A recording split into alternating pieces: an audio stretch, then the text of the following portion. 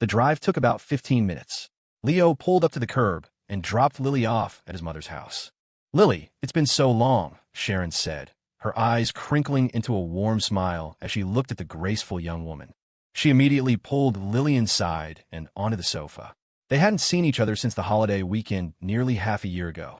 Seeing this sweet, gentle girl again filled Sharon with joy. She gently squeezed Lily's warm wrist, checking on her health, completely ignoring Leo standing off to the side. She didn't even say hello. At first, Sharon had worried that her playboy son wouldn't treat Lily right, that he would take advantage of her and then cast her aside. But now, it seemed her fears were unfounded. Lily's complexion was even healthier than before, her skin radiant and fair, though her personality was as shy as ever. It also dawned on Sharon that Lily was quite tall, probably around 5'7". Yet despite being a head taller than Sharon, she kept her head down, hiding her pretty face. "Mom, I'll let you two chat. I got some work stuff, so I'm heading out," Leo said, feeling like a third wheel. He planned to go back to the hotel and wake Eleanor. "Go on, get out of here," Sharon waved him away dismissively. Lily, however, looked up in surprise. You're not staying with us. I've got something to take care of at the company," Leo said with a smile. "Besides, didn't you say last time that you were going to tell my mom on me for bullying you? Now's your chance." "He bullied you?" Sharon took him seriously, turning to Lily with concern. Lily blushed and quickly shook her head, not daring to discuss such things with an elder. No, Auntie. Leo's been very good to me." Looking at Lily's bashful demeanor, Sharon instantly knew they weren't talking about anything innocent. She shot Leo an annoyed glare. "Go on, get out. Out of sight, out of mind." I gave you an opening and you didn't take it," Leo chuckled. After a few more pleasantries, he grabbed his wallet and keys from the coffee table and said to Lily, "I'm off. I'll come pick you up tonight." "Okay," Lily agreed with a nod, though she was still a little nervous about being alone with the effusive Sharon. Once Leo had closed the door behind him, Sharon turned to Lily. "You can't be like this, Lily. You can't spoil that rotten kid of mine. The more you spoil him, the more he'll take advantage. If there's something you don't like, you have to speak up," she instructed. "And if he doesn't listen, you tell me. I'll set him straight for you." But Lily only spoke up in his defense. "It's nothing like that, Andy. I'm fine with it. Leo is a very good person." Sharon sighed. "Lily, what is it you see in my Leo? What makes him worth defending like this?" Lily paused, a montage of her time with Leo flashing through her mind. A faint smile touched her lips. "He's good to me. Is that all?" Sharon was surprised. In this day and age, what boyfriend wasn't good to his girlfriend? And Lily didn't seem like the type to fall into a guy's arms just because he showed her a little kindness. "I have no idea how that little brat wormed his way into this girl's heart," Sharon thought to herself. "Yes, Andy, that's all," Lily confirmed with a firm nod. Aside from his lifestyle choices, Lily didn't see anything wrong with Leo. He made her laugh, he cared for her, and he had even pieced her shattered family back together. Her world was small now, and her expectations for a partner weren't high. As long as he was genuinely good to her, that was enough. And being a more traditional girl, for her, taking off her clothes for him was a commitment for life. Her heart and body had belonged to him for a long time. After dropping Lily off, Leo hurried back to Eleanor's hotel. On the way, he kept calling Isabel, reminding her not to do any physical labor and to think of the baby. At first, Isabel found it heartwarming.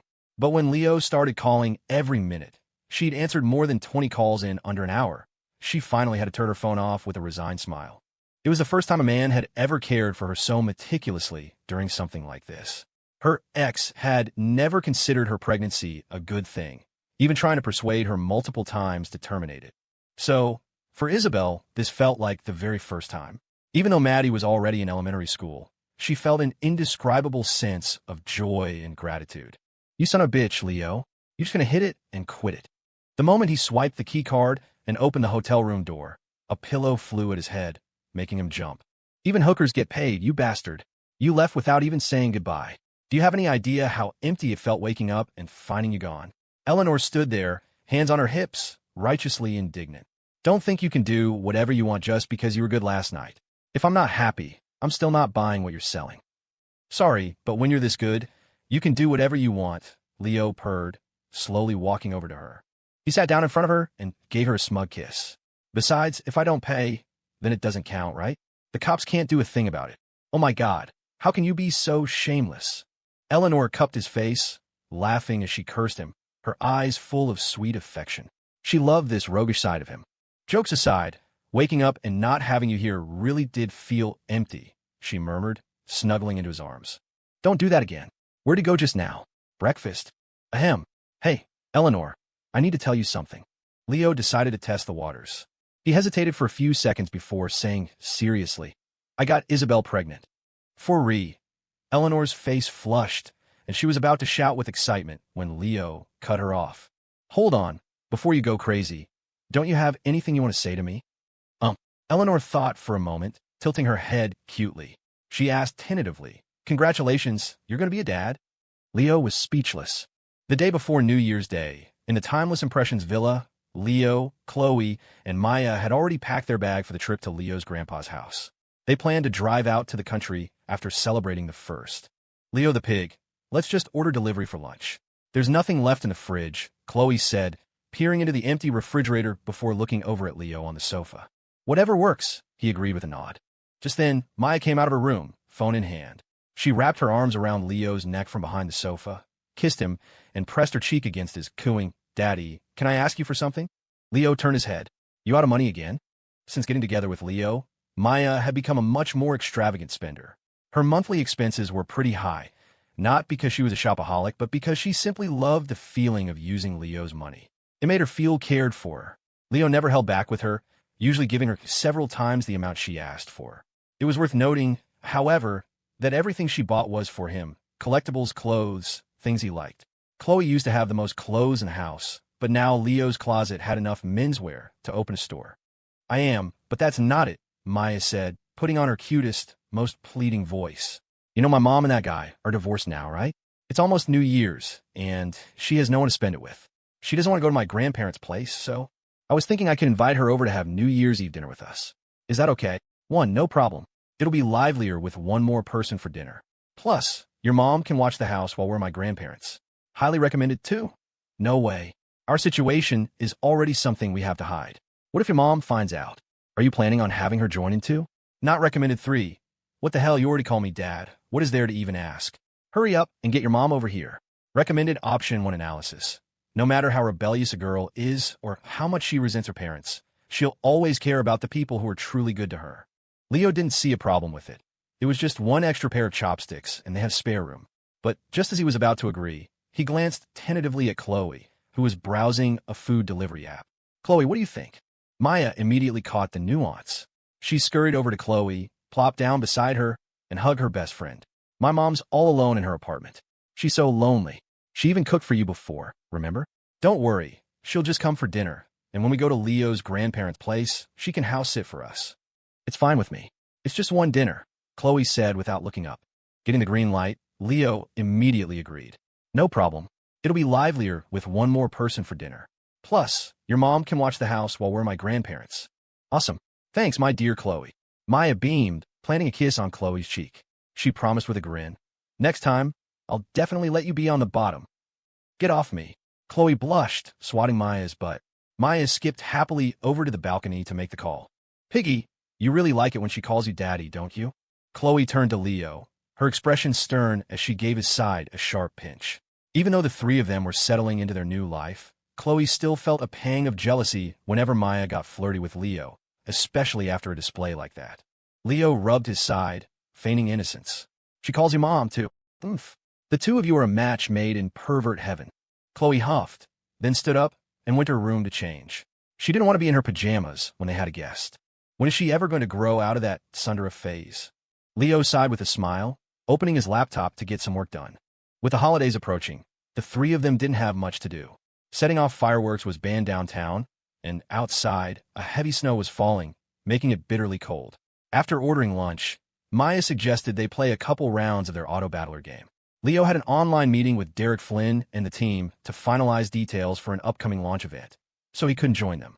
The 2 girls had to queue up as a duo. While Leo worked on his laptop from the sofa, the girls grabbed their phones and lay down on either side of him. The sofa was huge, big enough for both of them to stretch out their long legs. The heat was on, but Chloe was always cold. If they turned it up any higher, the other 2 would protest, so she dragged a blanket out of her room and draped it over herself and Leo. Then, with unapologetic entitlement, she shoved her icy feet under his shirt to warm them on his stomach. Leo didn't object. While talking to Derek about the launch, his hands were busy rubbing his girlfriend's cold, smooth feet. After about half an hour, Leo's video conference ended.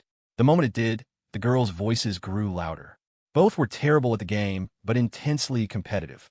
It was either Chloe yelling at Maya for holding the unit she needed, or Maya cursing the game for giving her bad rolls. Listening to their cheerful bickering, feeling the soft, pale feet in his hands, Leo thought to himself that this simple, quiet life was the best. But as he was rubbing, another pair of feet, these with bright red toenails, snuck over from the other side and slipped under the blanket. Leo turned his head. Maya was biting her lip, looking at him with a playful, suggestive gaze. She glanced meaningfully at Chloe, who was completely absorbed in the game. Don't! Maya's foot was incredibly nimble. It playfully pinched the flesh of his arm before moving to a more audacious location, startling Leo into grabbing her ankle. His girlfriend was laser-focused on rolling for her final 3-star, 5-cost unit, her expression a mask of tension. She was completely oblivious to the movements under the blanket or the sound of a zipper. Yes, I got it. 3-star LeBlanc, Chloe shouted in triumph. But just then, her opponent, seeing no path to victory, immediately surrendered, robbing her of the chance to watch her prized unit wreak havoc. Damn it, this guy has zero sportsmanship. Chloe cursed. She was about to ask Maya to start another match when she noticed the commotion under the blanket. Her face instantly flushed beet red. Maya, it's the holidays. Can you not be such a pervert? Maya stuck out her tongue playfully, completely unbothered. Chloe, mortified and annoyed, turned her glare on Leo. And you, what's with your foot fetish? Leo sucked in a breath, looking utterly innocent. I was the passive one here. Oof. Neither of you is any good, Chloe muttered, shooting Leo a shy glare. Her eyes drifted to the gently shifting blanket, and her own feet slipped out from Leo's hands. In an instant, both Leo and Maya stared in astonishment at the blushing, defiant Chloe. What are you looking at? I'll stomp you to death. Chloe stammered, her heart racing. Around 11 in the morning, Maya's mom, Felicia Pierce, arrived. She was carrying 2 elegantly packaged gift boxes of almonds and some other sweets and fruits. Hey, I told you not to buy anything. We're not short on snacks.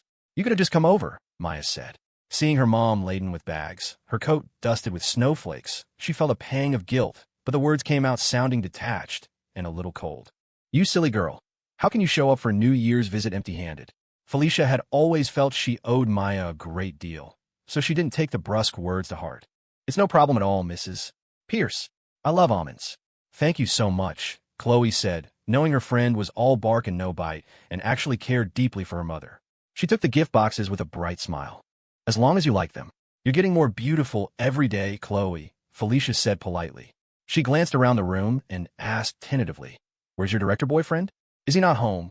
He just got out of the shower. He's in his room changing. He'll be out in a minute. Please, have a seat. Annie, Chloe stammered, her pretty toes unconsciously curling as a blush crept up her neck.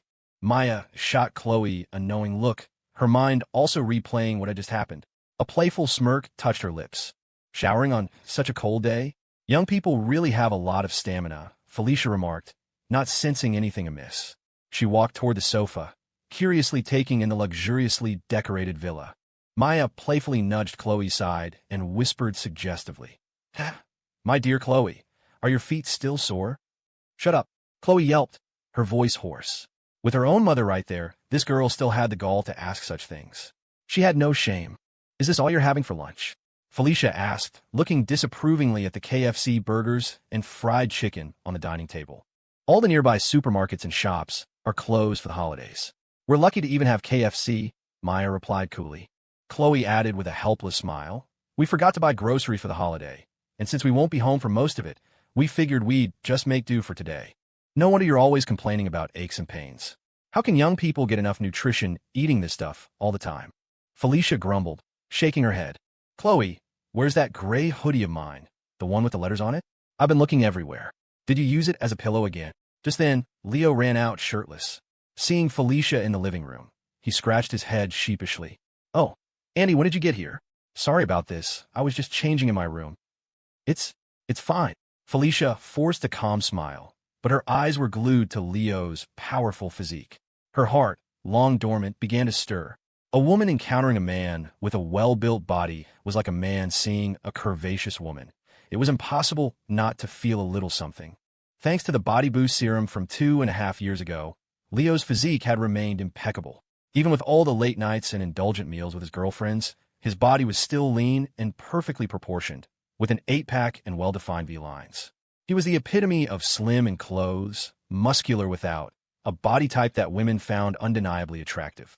Chloe and Maya were constantly touching and rubbing him, and even Lily would sometimes shyly trace his abs. But the younger girls simply appreciated his body for its aesthetic appeal, not connecting it to anything more primal. For an older woman like Felicia, however, Leo's body held a fatal attraction. Most women of her generation could tell a lot about a man's capabilities just by looking at his physique. As for Eleanor, she never bothered with appreciating his body. She just used him like a stud. After all, what kind of girlfriend screams mid-act, "God, Leo, you're fucking incredible, and I'm coming so fucking hard. Go, go, go. You can't even find your own clothes," Chloe said, pushing Leo from behind until he disappeared from their sight. Ahem. Maya noticed her mother seemed to be in a daze and smirked. "That's Chloe's man. If you want one, you'll have to find your own." "Don't be ridiculous," Felicia hissed, blushing with embarrassment and anger. She lowered her voice to scold her daughter. "Don't think I don't know what's going on. That's Chloe's boyfriend. And you shamelessly move in with them. If anyone else found out, don't you think they'd laugh at all of you?" Felicia had figured out their unconventional relationship long ago. She correctly guessed that her daughter was in love with Leo, but couldn't bear to steal him from her best friend. So she must have found some way to force Chloe to agree to the three of them living together. "Maya, I know he's handsome and has a little money now, but he's still Chloe's boyfriend," Felicia pleaded. "Listen to me. You should leave them and find a nice boy of your own. Live your own life. Whatever. Chloe's fine with it. So what do I have to be afraid of?" Maya shrugged nonchalantly. "Since you've already figured it out, I won't hide it. I'm planning on staying with Leo and Chloe from now on. Don't try to change my mind. I'm not interested in finding another man, and I don't want to get married." "What happens when they get married?" Felicia countered, hitting her with the harsh reality. "You're all young now, so it doesn't matter. But when Chloe graduates and they get married and have kids, are you still going to be mooching off them in their house? Aren't you afraid of what Chloe's parents and Leo's parents will say?" "So what if they get married?" "I'm not getting married," Maya said with a smile. "And what do you mean, mooching? If they have kids, I'll just help them raise them." "What? Maya, do you even hear yourself?" "All right, I'll probably have one of Leo's kids, too. But I don't want to raise it," Maya added with a cheerful grin before Felicia could finish her tirade. "So I'll have to trouble you, Grandma, to help take care of it." Felicia was speechless. Around 1 in the afternoon, Leo was on another video call with his employees, so he told the 3 women to eat without him. Felicia and the 2 girls sat around the dining table, eating their KFC takeout and trying to be as quiet as possible. Felicia glanced at Leo, who was deep in conversation with several department heads, then turned to Chloe and whispered, "Is he always this busy?" "It's not too bad," Chloe said, nibbling on a French fry. She looked over her shoulder at Leo on the sofa. "It's mainly because his new TV series is about to premiere. He's been busy with all the prep work for the launch." "I see," Felicia murmured thoughtfully. She had seen the promotional videos for his new show on TikTok and knew he had a bit of a reputation, at least among the younger generation.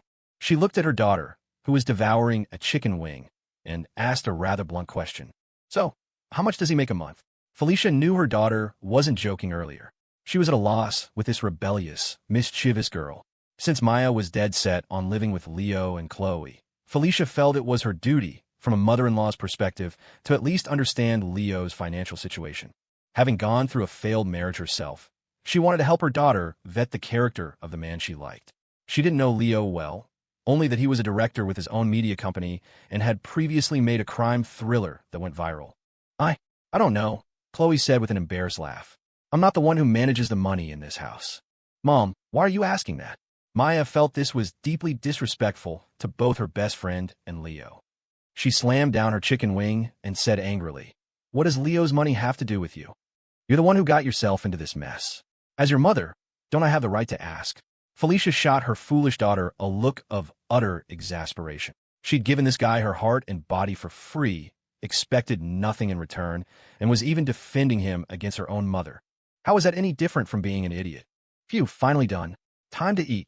Leo closed his laptop and jogged over to the table. Sitting down next to Chloe, he picked up a burger, but as he was about to take a bite, he noticed the strange atmosphere. Chloe was secretly pinching his thigh. It took him a second to realize what was happening.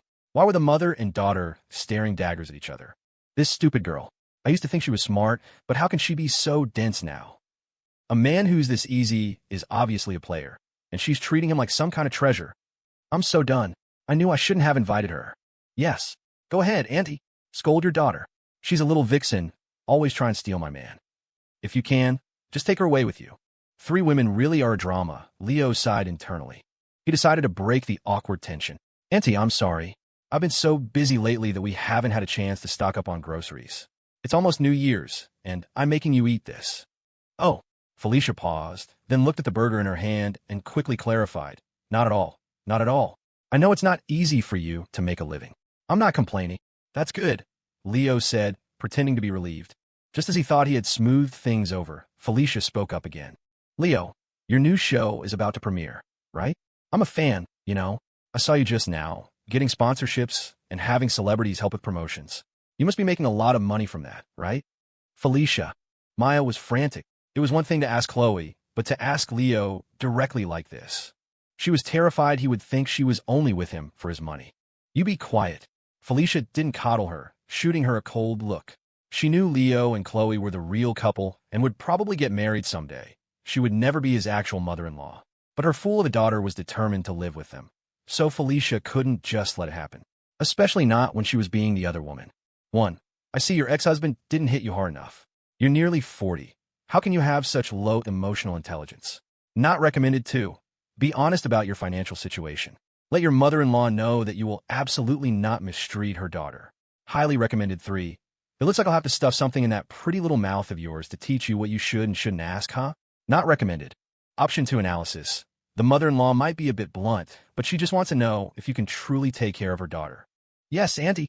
The promotional campaign for the show has been very effective, and we've already signed on with over a dozen sponsors, Leo estimated. Right now, just from ad revenue, my new series has brought in over $50 million. If you factor in the licensing fees from the streaming platforms, this show should generate a profit of close to $100 million for my company in a year. $100 million? Felicia looked at Leo in disbelief. It took her a long moment to force a nervous smile. You're not joking with me, are you? It wasn't just Felicia. Chloe, and even Maya, who had been furious with her mother, forgot their anger and stared at Leo, utterly dumbfounded. There's no need to joke about this. Leo popped a French fry into his mouth, then picked up his phone and opened the financial report from his accounting department. And this is just the initial profit. Once the show takes off, the sponsorship fees and revenue from various other channels will be even higher. Felicia stared at the string of numbers on the screen, then looked up at the young man who was juggling 2 girls. Suddenly, he seemed a lot more appealing. Ding. Felicia's affinity for the host has increased by 5 points. Current affinity, 5. Please continue your efforts. 1. See that. This is more money than you'll make in 10 lifetimes. Your daughter is my mistress. How could I possibly mistreat her? Not recommended 2. Put your arms around both girls and promise bravely. Annie, I know this is wrong, but I promise I will treat them both equally well in the future. Please rest assured. Highly recommended 3. Hold Felicia's hand and confess passionately. My dear, I know you're divorced and looking for someone new to lean on, but you also want to be with your daughter. Since Maya already calls me dad, why don't you just move in with me too? I won't mistreat either of you. Recommended. Option 2 analysis. It's scummy, but a mother-in-law who has been through a failed marriage hates nothing more than an unreliable and irresponsible man. Do not back down. Leo quickly scanned the options. The first one, with its arrogant and irresponsible tone, was out. But admitting he was timing them right in front of the girl's mother. Wasn't that a little too risky? As for option 3, why was such a completely audacious response listed as recommended? On a strange impulse, Leo activated his divine eye and looked at Felicia. Her detailed information immediately appeared before him. Name, Felicia Pierce. Sex, female. Age, 41. Appearance, 6 height, 5'6" weight, 108 lbs. Hobbies, none. Sexual orientation. Her marriage has left a significant shadow on her, making her distrustful of men. However, her empty heart still yearns for a reliable man to fill the void. Measurements, 31-18-34. Affinity for host. 5. Marital status. Divorce. Current mood. Depressed, worried for her daughter's future. Current location. Timeless impressions. Villa. Intimate encounters. 26. Physical condition. Infertile. Body is frail. Advise emotional regulation to reduce endocrine disorders. Maya was gorgeous and had a great figure, which meant at least one of her parents had to have good genes.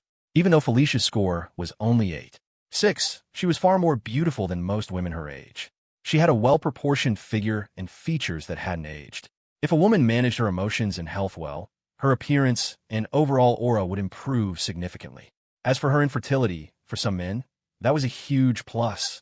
Why is this kid staring at me? Is there something on my face? I don't care. If he doesn't give me a straight answer, I'm taking Maya home with me today. Hearing Felicia's thoughts, Leo quickly snapped back to reality. After a few seconds of serious consideration, he wrapped his arms tightly around the two girls and confessed bravely, "Auntie, I know this is wrong, but I promise I will treat them both equally well in the future. Please rest assured." Silence. A dead, suffocating silence. Chloe was stunned by Leo's sudden move. She looked at him in disbelief. Then her heart began to race as she turned to the dumbfounded Felicia. She didn't know what to say, so she just burrowed her head into her puffer jacket, leaving only her eyes peeking out to nervously observe Felicia's reaction. Chloe had assumed Leo would just make up some excuse to blur the lines of their relationship. After all, their current living situation was beyond unconventional. She never imagined he would dare to admit their bizarre throuple right to Felicia's face. Maya, on the other hand, wasn't worried. She had never been particularly afraid of her mother and had already laid out her future plans for her. Right now, she just felt a warmth spreading through her chest. Leo's courage meant that, at the very least, he truly had a place for her in his heart. "Huh, you got some nerve. Do you have any idea what you're saying?"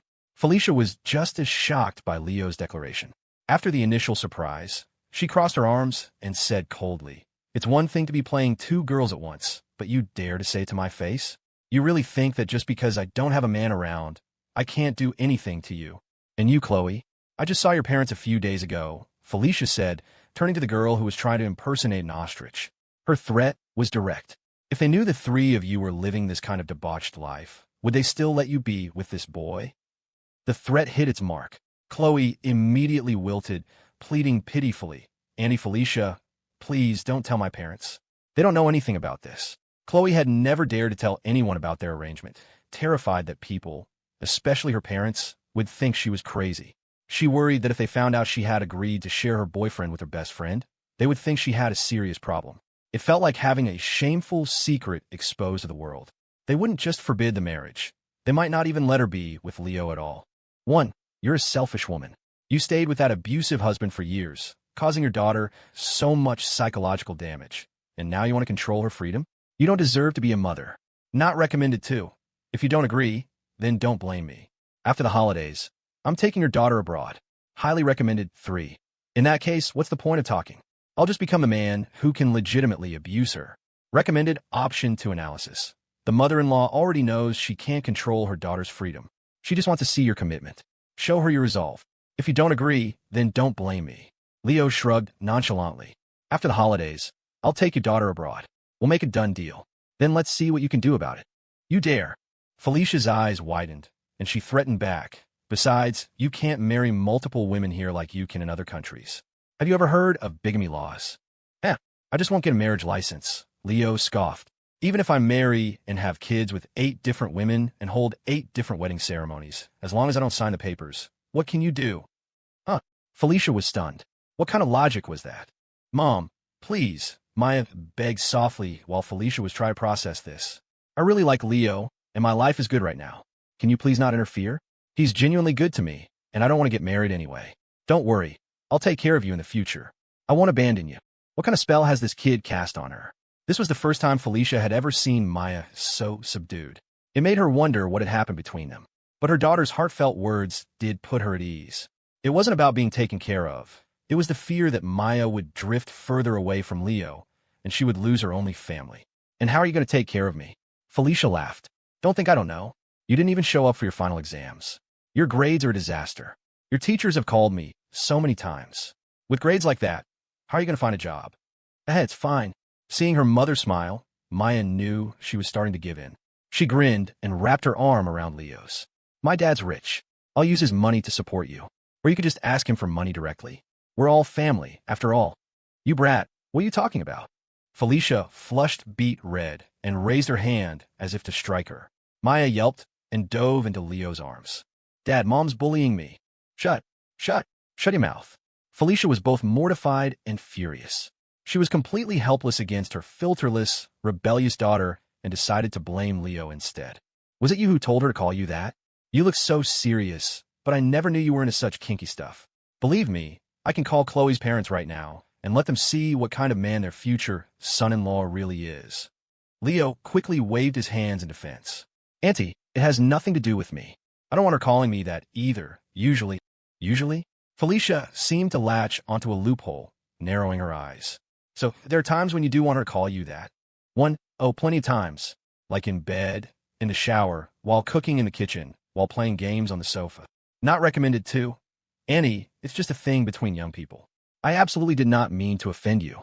Recommended 3. She likes calling me that. What's it to you? You picked an unreliable father for her, so she can't find a reliable one for herself? Or do you want to call me that instead? Not recommended. Option 2 analysis.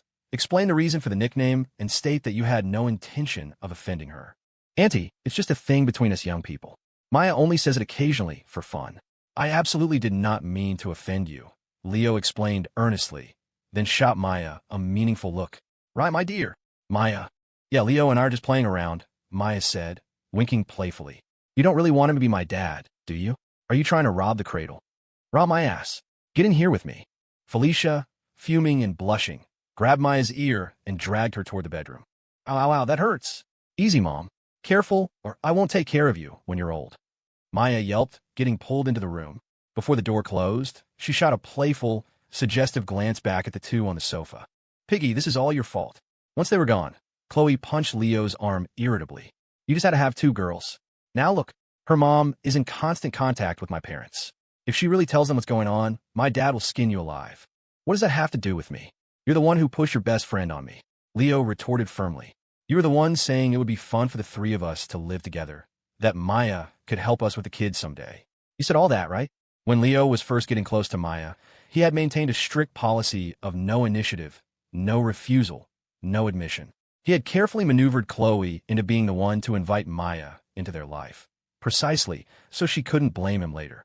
If he had shown even the slightest bit of initiative toward Maya back then, Chloe would have had all the ammunition she needed to make his life a living hell. Chloe froze. Now that she thought about it, she had been the one to throw in the towel and push Maya toward Leo. But even if it was her fault, she lifted her pretty chin and glared at him. So what if I did? Why are you yelling at me? Okay, I'm not yelling. Leo's tone shifted in an instant. He wrapped his arm around his defiant girlfriend, kissed her soft cheek, and coaxed. Look, her mom cares so much about Maya's feelings, she probably won't tell your parents. Maya's her only family, after all. That's true. Wait a minute. Chloe relaxed into his embrace for a moment, then shot up like a spring, nearly head-butting him. Let me ask you, Piggy, what you said to her mom earlier. Did you mean it? Leo blinked, playing dumb. Mean what? You said that even if you married and had kids with 8 different women, as long as you didn't get a marriage license, it would be fine. Is that true? Chloe recalled, staring at him intently. Are you saying you never planned on marrying me at all? You're only with me for my body. Hey, that was just to provoke her. If I didn't say that, how would her mom know I cared about Maya? Leo would deny it to his dying day. Besides, I can barely handle you and Maya. Where would I find the energy for 8 women? Do you really think I'm some kind of donkey? Barely handle. Chloe's face flushed as she remembered certain things. She shook her head and pressed on, blushing. Are you sure? Your body seems to have the stamina of a donkey that never gets tired. Do you really have other women out there? You don't want to marry me. You just want to use me for free. Why wouldn't I marry you? Leo cooed. I admit I'm crazy about your body. So, if I marry you, I can be crazy about it every day, right? His words didn't make her shy this time. Instead, she stared at him, her eyes fixed on his. Really? Hey, don't overthink it. Every last drop I have goes to you and Maya. Where'd I find any for anyone else? Leo rubbed his nose, a hint of nervousness in his gesture. Besides, I'm swamped with work. Where would I even find the time to meet other women? No time? Looks to me like you have plenty of time. And you're a director. You must meet tons of actresses and influencers every day. What about that Eleanor Hayes, huh?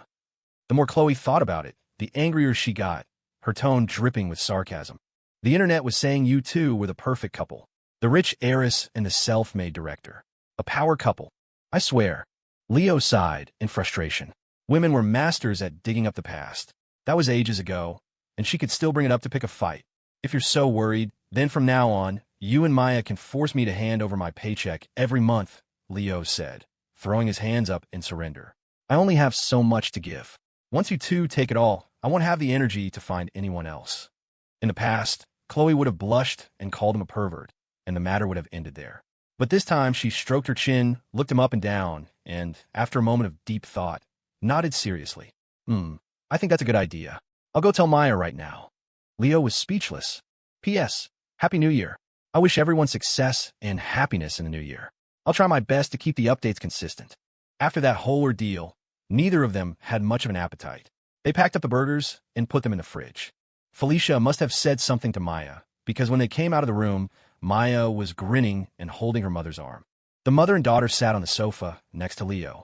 Seeing the lingering awkwardness, Maya cheerfully tried to change the subject. Dad, Leo. The little fan you bought me last summer broke. Can you fix it? Sure, bring it here, Leo agreed. Maya scampered off to her room and returned with the small pink fan Leo had given her, along with a toolbox. Leo had always been good with his hands, and with his divine eye ability, he could diagnose any problem instantly. When time allowed, he was always the one to fix things around the house. He took the small fan and examined it. His divine eye confirmed it was just a loose wire inside, and he immediately got to work with a screwdriver. You know how to fix these things? Felicia asked, glancing at him with surprise. Of course. Leo is super handy. He fixes lots of stuff around here, Maya answered proudly, then added a merciless jab. You think I'd be like you and find a man whose only skill is getting handy with you? Felicia was both mortified and furious. You little brat. If I hadn't found him, you wouldn't even be here. Leo's mouth twitched. If he didn't know they were mother and daughter, he would have sworn they were two best friends bickering. I knew I shouldn't have agreed to let that little tramp in. He's my man, and now it feels like she's introducing her own mother to her boyfriend. Hearing Chloe's resentful inner thoughts, Leo glanced over at his other girlfriend. She was resting her chin on her hand, pretending to be nonchalantly watching him fix the fan. With the mother and daughter present, trying to comfort her now would be pointless. He'd have to come up with a plan for later. If it weren't for Chloe, this kid seems pretty decent. Watching Leo focus on his task, looking around the beautifully decorated villa, and remembering the income he'd just disclosed, Felicia felt a strange sense of security. Her ex-husband, Harrison Pierce, had been well off, but he was frequently out all night, openly flirted with other women in front of her, and often resorted to violence. He never lifted a finger around the house and completely ignored his wife and daughter. Felicia had essentially raised Maya by herself, which had left Maya with a deep-seated lack of a father figure. Now, having a capable man around, Felicia felt an unfamiliar sense of peace. Maybe this was what it felt like to have a reliable man by her side.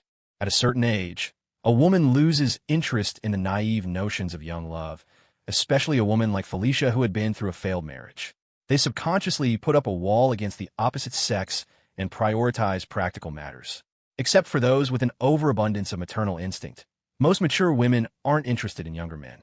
If they were to look for another partner, it wouldn't be for looks or age, but for financial stability and emotional maturity. Of course, these are just thoughts. Felicia had no intention of interfering. The dynamic between these three young people was already bizarre enough. The fan was a simple wiring issue and was fixed in a few minutes. He pressed a button, and the blade started spinning again. See? Isn't my man the best? Maya said, smugly holding the fan and playfully blowing air at her mother. I didn't know you had it in you, Felicia said, her opinion of Leo shifting. It was a subtle, gradual change. Leo was a player, yes, but he took responsibility for his actions and didn't just love them and leave them. In that situation earlier, any other guy would probably have lacked the guts to admit to a girl's mother that he was two-timing her. One, it's nothing really. As the man of the house, I can't just let Maya and Chloe do this kind of thing, can I? Recommended 2. This is nothing. When Maya misbehaves, I'm even better at fixing her. Not recommended 3. Oh, I have plenty of skills. I'll have to show you sometime, Andy. There's a good reason Maya is so willing to call me daddy. Not recommended option 1 analysis. Simping might not work on young girls, but it will make the mother-in-law feel that you are genuinely committed to both girlfriends. It's nothing really. As the man of the house, I can't just let Maya and Chloe do this kind of thing, can I? Leo said with a casual smile as he packed up the tools. Ding! Felicia's affinity for the host has increased by 2 points. Current affinity, 7. Please continue your efforts. Man of the house. Do you even know what that means? How old are you? Felicia chuckled, then her tone turned serious. Leo, I'll be honest with you. I still don't approve of you three being together. I know you genuinely care for Maya, but this relationship is too strange. What if people find out? You and Chloe can't just live like this forever without getting married, can you? So, here's my proposal, Felicia continued. For now, you can keep seeing each other. I'll turn a blind eye. But if Maya falls for another guy, you have to learn to let her go. Don't make things messy, okay? Just focus on your life with Chloe. What if I get pregnant? Before Leo could respond, Maya blinked and dropped a bombshell. Would I have to go find some sucker to take me on then? Pregnant? Felicia froze, then asked in disbelief. You too. You've already done it. Maya said nonchalantly, come on, Mom. We've been living together for so long. It's only natural for sparks to fly. Felicia nearly choked. You silly girl. How could you be so casual about this? Hey, that's crossing a line. What kind of mother calls her own daughter casual? Maya shot back. If I didn't like Leo, why would I be with him? Felicia sighed, exasperated, and immediately issued a warning. From now on, no more of that. And you, Leo, if she comes on to you again, you tell me. Leo was speechless. So, Maya's eyes darted around mischievously. She asked tentatively, not even if we use protection? At that, Felicia, blushing and fuming, raised her hand to strike her. Maya yelped and leaped behind Leo for protection. I'm sorry, Mom, don't hit me. Dad, save me. That evening, Leo went out for a bit. When he returned, Felicia was in the kitchen cooking noodles. The two girls were on the sofa, excitedly playing a game with controllers. Chloe's mood, however, was low. She was distracted and sighed frequently, causing her Mario character to die repeatedly. Her attention was clearly not on the TV screen. When Leo walked in, Chloe put down her controller and glanced at him with a wounded expression as he took off his shoes at the door. What if Felicia tells my parents about us? Ugh, I knew I shouldn't have agreed to let that little tramp in. Are we going to have to hide this forever? Unlike Maya, Chloe wasn't bold. She was terrified that Felicia would reveal their unorthodox living situation to her parents. If they found out, they would definitely force her to break up with Leo and would probably think she had some kind of psychological issue. What's wrong? Leo asked, sitting down beside his girlfriend, pretending not to know. Chloe looked at him, then at Felicia in the kitchen, and wanted to say something but couldn't. She just leaned her head on his shoulder and shook it slightly. Nothing, just a little tired. Maya's mind worked fast. She knew why Chloe was upset, but she didn't know how to comfort her best friend in this situation. So she shot Leo a pleading look. Leo felt the small object in his pocket, then leaned in and whispered in Chloe's ear, Babe, come to the bedroom with me. I have a gift for you. What gift? Chloe loved the little surprises and rituals Leo brought into their daily life. Even in her gloomy state, her eyes lit up with anticipation. Come with me and you'll find out. To your room. Leo stood up first. Chloe quickly slipped on her fuzzy slippers and padded after him. Maya, you come too.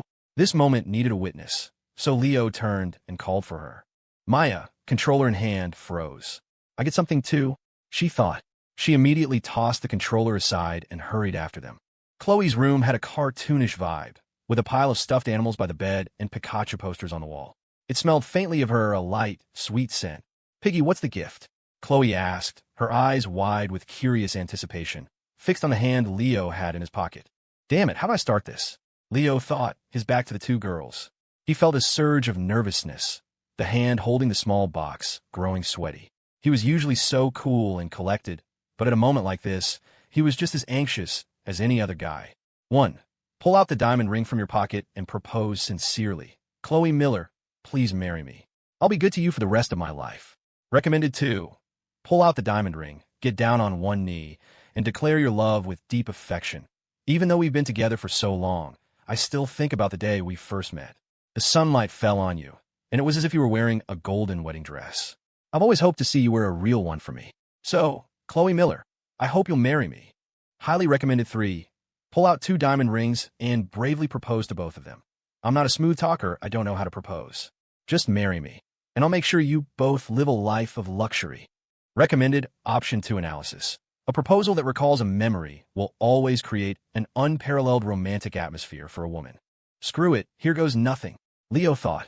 He took a deep breath, pulled the long-prepared ring box from his pocket, turned around, and got down on one knee. In front of both girls, he opened the box, revealing the brilliant diamond ring sparkling within. Even before he said a word, Chloe's eyes widened in shock. She covered her mouth, taking an involuntary step back. Leo smiled, thinking how his girlfriend's reaction was exactly like a heroine in a TV drama. "Yeah, don't be nervous. You're making me nervous. This is my first time too." He chuckled, then cleared his throat and began his heartfelt proposal. "Even though we've been together for so long, I still think about the day we first met. The sunlight fell on you, and it was as if you were wearing a golden wedding dress. I've always hoped to see you wear a real one for me. So, Chloe Miller, will you marry me?" Chloe kept her hand over her mouth, stunned into silence for what felt like an eternity. Finally, her eyes welling up, she nodded, holding out the ring finger of her left hand. Her voice was choked with emotion as she answered, "I will." Perhaps the setting wasn't romantic enough. No doves, no balloons. Perhaps her mood had been low, worried about whether she could even stay with Leo. Perhaps the proposal was too sudden, and she was completely unprepared. But no matter what, this was the moment Chloe had dreamed of for so long. What girl in the world didn't want a proposal from the man she loved?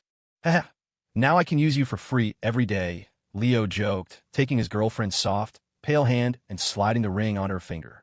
"Piggy, why did you have to give me this gift so early?" Chloe murmured, looking down at the sparkling ring. 2 tears finally escaped, rolling down her cheeks as she collapsed into his arms, weeping with joy. Leo gently wiped away her tears. "I was going to give it to you sooner or later. A year early doesn't make much difference. But now, whenever you give me a gift, I'll feel like nothing can ever top the emotional value of this one," she explained through her tears. "What the hell?" Leo was stunned. He'd never heard that one before. "Then take it off and give it back. I'll give it to you again after you graduate." "No, you're terrible."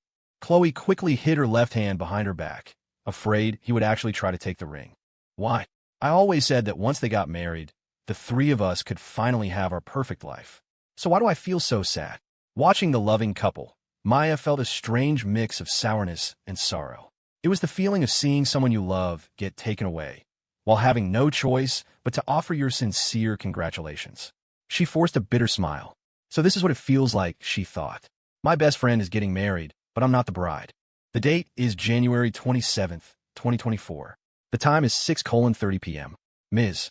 Chloe Miller, you have now accepted my proposal. From now on, you're not allowed to beg me to propose to you again," Leo said, checking his phone and giving her a serious reminder. "And I'm thin-skinned. I get nervous speaking loudly in front of crowds, so a second proposal is out of the question." "No way." Chloe immediately refused.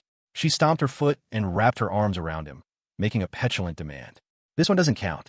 After I graduate, you have to do it again, and it has to be more romantic." "Fine, if this one doesn't count, then give me the ring back." Seeing his girlfriend take the bait, Leo reached for her left hand. "No, Piggy, you're awful.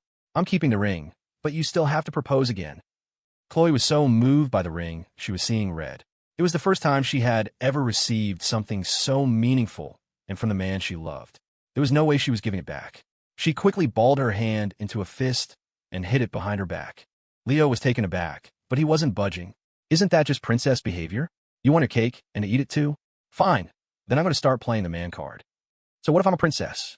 Chloe knew the term wasn't exactly a compliment online, but for the sake of the ring, she shamelessly retorted, "You're my boyfriend, so what's wrong with letting me have my way?" "Sorry, I believe in gender equality," Leo said sternly, then deliberately turned to Maya. "Maya, you're the witness today. Remember that I have officially proposed. I don't need to do it again." Maya snapped out her daze. She looked at the bickering couple, stunned for a moment, and then forced a strained smile. I'm the witness." The 2 of them were always lovey-dovey in front of her, but Maya never cared. Sometimes she would even playfully join in and compete with Chloe for attention. But on an issue like this, Maya felt she had no ground to stand on. And now that Leo had specifically called her a witness, she felt more like an outsider than ever. "That's right. I've always been an outsider. Why am I kidding myself? If Chloe hadn't taken pity on me, I'd probably still be spending my nights at a gaming cafe, right?" As soon as she finished her thought, both Leo and Chloe noticed the awkward and resigned look on her face. The flirty atmosphere instantly evaporated. Chloe, in particular, felt an indescribable knot in her stomach. It was the first time she had ever seen that expression on her mischievous best friend's face. I'm going to go check on my mom and the noodles," Maya said, sucking in a breath and forcing a smile before leaving the room, leaving a bewildered couple in her wake. "Piggy, what do we do?" Chloe asked, looking at Leo with a worried expression. Leo decisively shifted the blame. "What can I do? It's all your fault. If you had just been straightforward from the beginning, none of this would have happened. Chloe retorted defiantly. What do you mean it's my fault? If you hadn't proposed to me, Maya wouldn't be upset. Leo had a laugh.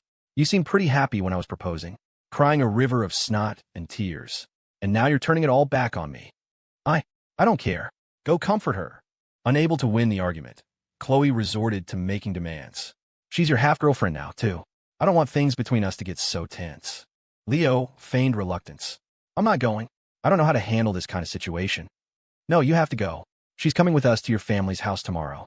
I don't care what you do. Just go comfort her, Chloe insisted. When Leo still didn't move, she blushed and added, Besides, do you still want me and Maya to... Just go. She couldn't bring herself to say it out loud. It was too embarrassing. But Leo, being a bastard, pressed her. Want you and Maya to what? You pig. I'll kill you. Chloe pinched him. Her face beat red. Only then did Leo grin and agree. So any method is fine? Chloe nodded repeatedly. Just go. It's the holidays. We all need to get along. You got it, Leo said cheerfully. As he left, he shot her a thumbs up and a sarcastic remark. Actively pushing your boyfriend onto your best friend. Chloe, you're one of a kind. You're marrying me, not her. You have to be responsible for both of us. Chloe snorted, completely unconcerned. After Leo closed the door, Chloe eagerly lifted her left hand. She turned it back and forth, admiring the silver diamond ring on her finger from every angle. Who still uses a heart shape as the main design these days? The center of the ring was a heart formed by countless tiny diamonds. She gently stroked it, a sweet smile never leaving her face. But I love it. Leo left the bedroom and didn't see Maya in the kitchen. He noticed her bedroom door was closed and gently turned the knob, slipping inside. The room was dark, the lights off. Maya was lying face down on the bed, hugging a pillow. He could hear faint sobs. Click. Leo flicked on the light. The dim room was instantly flooded with brightness. Maya jumped, startled, and sat up cross-legged on the bed, her red-rimmed eyes wide with surprise. Then, as if realizing something, she quickly flopped back down, her voice a resentful, teary mumble. I'm going to sleep. It's only 6 o'clock. Why are you sleeping? Leo sat down on the edge of the bed next to her, looking down at her puffy eyes. Oh, you've been crying? None of your business. Maya wiped her tears and turned her head away, muttering the words that had hurt her the most. I'm just a witness for you and Chloe, anyway. In front of Chloe, Maya had suppressed her jealousy, not wanting to ruin the dynamic between the three of them. But now, alone with Leo, and with him seeing her in this state, she felt an overwhelming wave of self-pity. To everyone else, Maya was a carefree, rebellious cool girl. Only in front of Leo did she reveal her true self. A mischievous little girl starved for love. Aren't you? Leo fanned the flames, which made Maya sit bolt upright, her face a mask of tear-streaked disbelief. But that's what I say when Chloe's around. You know my situation, Leo said, pulling a second, already prepared ring box from his pocket. He opened it, revealing a silver ring with a sparkling crescent moon design. When it's just the two of us, I'm still happy to have you call me Daddy. This is for me. When the dazzling ring appeared before her, Maya's red-rimmed eyes went wide, her face a picture of pure, unadulterated shock. I can't very well have Chloe wear too, can I? None of the rich women I know are that flashy, Leo said, taking the ring from the box. He took Maya's pale, smooth left hand and slid the sparkling ring onto her ring finger. So what do you think? Is it nice? I don't really know what styles you girls like, so I just bought the 2 most expensive ones in the store. Maya held up her trembling hand and gently touched the ring on her finger, as if afraid it would vanish like a phantom. It's beautiful. I love it. Slowly, her eyes began to well up again. Wiping away tears, she nodded repeatedly, and then broke down into a full-blown sob, murmuring through her tears, I thought. Wah.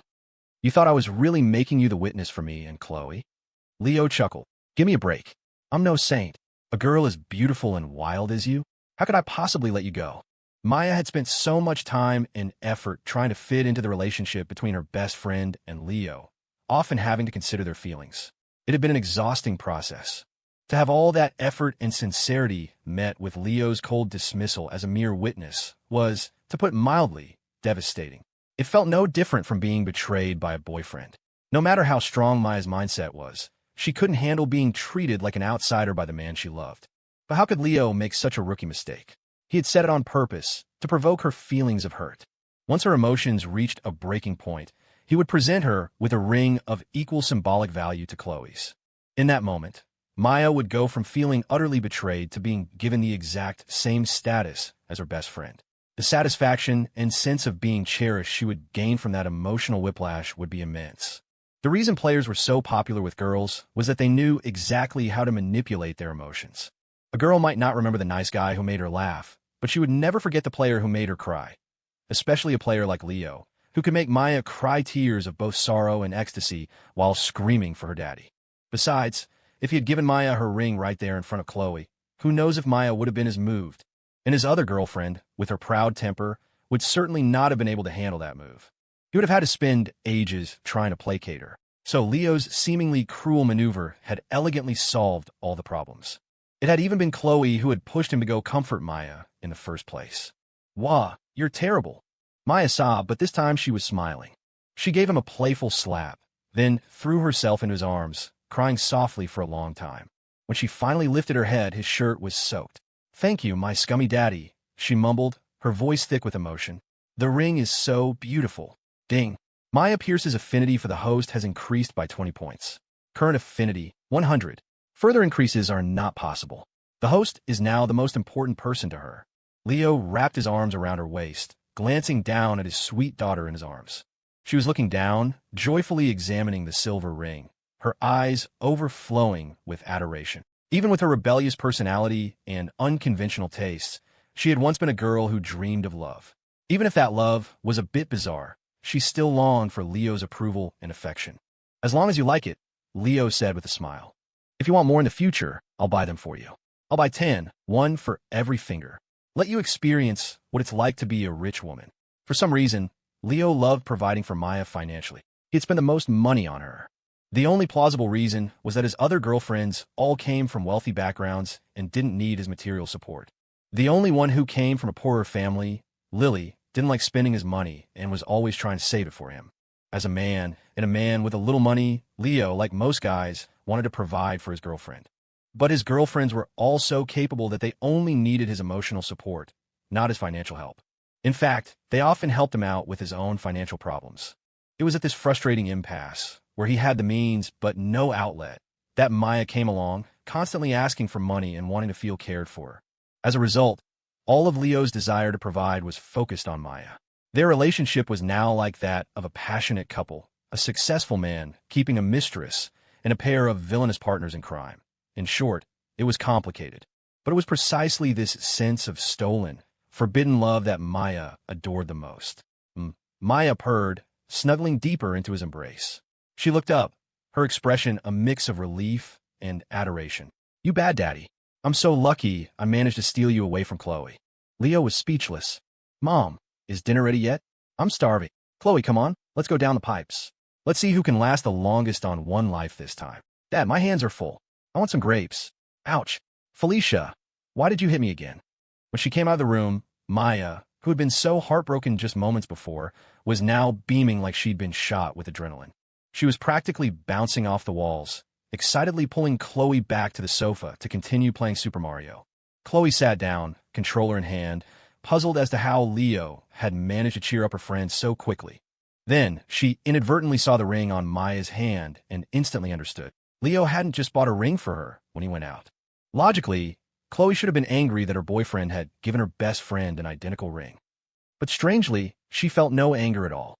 Instead, seeing her best friend so full of life again, she felt a sense of relief. Furthermore, Maya had deliberately moved her ring to the middle finger of her right hand, a symbol of being in a committed relationship, but not the engagement finger. Seeing that subtle but significant gesture, Chloe immediately forgave Leo for his outrageous move. After eating their noodles and finishing their game, the two girls chattered away like they were back in their college dorm, gossiping about the rings Leo had given them. They discussed the designs, compared them to other brides' rings online, and constantly took photos from every angle. They even casually took them off to swap and try on each other's. After looking up the value of the two rings and discovering they were far from cheap, a fresh round of excited shrieks erupted from Chloe's bedroom. All in all, the atmosphere couldn't have been more harmonious. On New Year's morning, the sun had just begun to rise, its golden light spilling over the bustling city. The streets were alive with festive red decorations, folks bustling about with cheerful energy to welcome the new year, the whole city buzzing with holiday spirit. Around 6 in the morning, Leo Shepard drove over to Willow Creek Estates. As he opened the door, a faint mist of steam wafted out. Lily Reed, apron tied around her waist, was in the kitchen simmering sweet dumplings while video chatting with her cousin back in Idaho to exchange New Year's greetings. Her little sister Grace was balanced on a step stool in the bathroom, brushing her teeth. The sisters had grown up in a small rural town and were used to rising with the sun. Plus, on past New Year's days, Lily always had to get up early to help tidy up at her cousin's place for the celebrations. So today, she'd been up before 5, tackling chores around the house. Leo had been swamped with work lately, and with all his girlfriends needing time too, he couldn't take Lily back to Idaho to spend the holiday with her grandma. But Lily was understanding about it.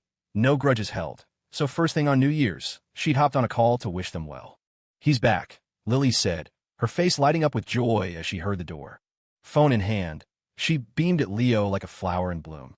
"I'm just saying Happy New Year to my cousin and grandma." "Oh yeah." Leo grinned, leaning in toward the camera to wave enthusiastically at everyone on the screen, making sure to send special wishes to Grandma. "Happy New Year, Grandma. Wishing you oceans of good fortune and a life as long as the mountains." Hum, Grandma chuckled, her face crinkling with delight, wrinkles bunching up happily. Her cousin chimed in with warm wishes too. "Leo, you're looking more handsome every time I see you. Here's to climbing higher this year, and to you and Lily starting a family soon." That cheeky blessing made Lily blush, her shy glance flicking toward Leo.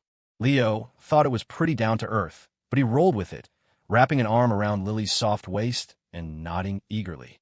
"You got it. This year, I'll double down on the effort." Lily's cheeks flushed even deeper, and she subtly shifted out of frame. They chatted with her cousin and the family for about 10 minutes.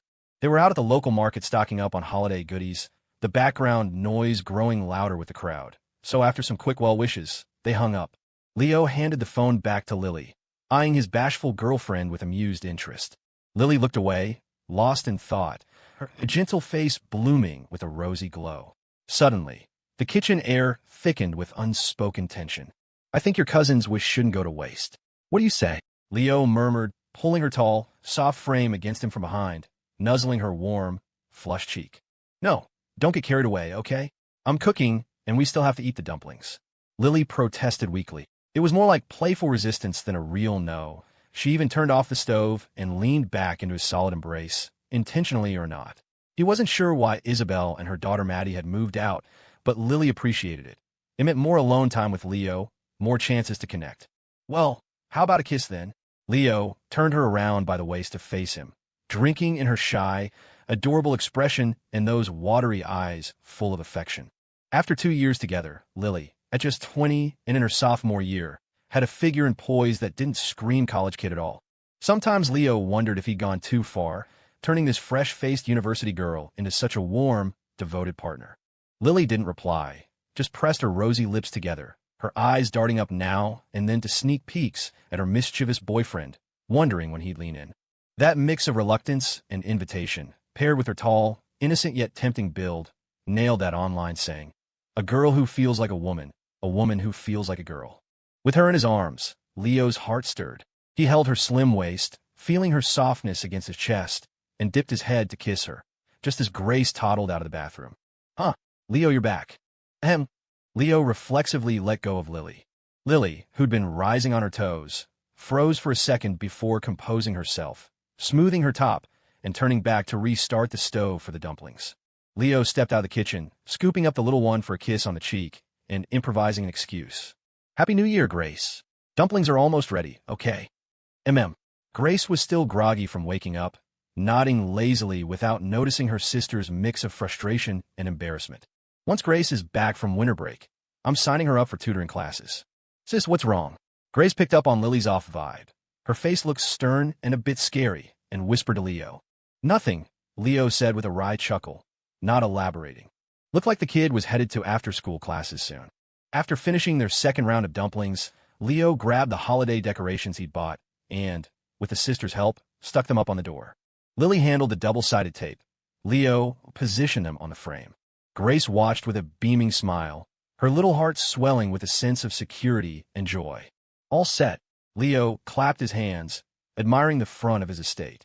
The holiday vibe fades a bit every year, but traditions are traditions.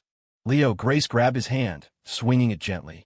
After a nervous pause, encouraged by her sister's nod, she bravely offered her wishes. I hope everything goes great for you this year, and all your dreams come true. Yeah, thanks, Grace, Leo grinned, pulling out a prepared cash gift envelope for her.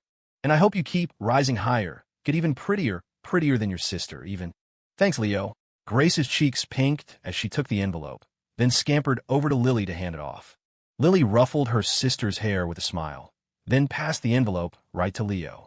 Staring at the gift in his hand, then at the grinning sisters, Leo scratched his head, his brain short-circuiting for a moment.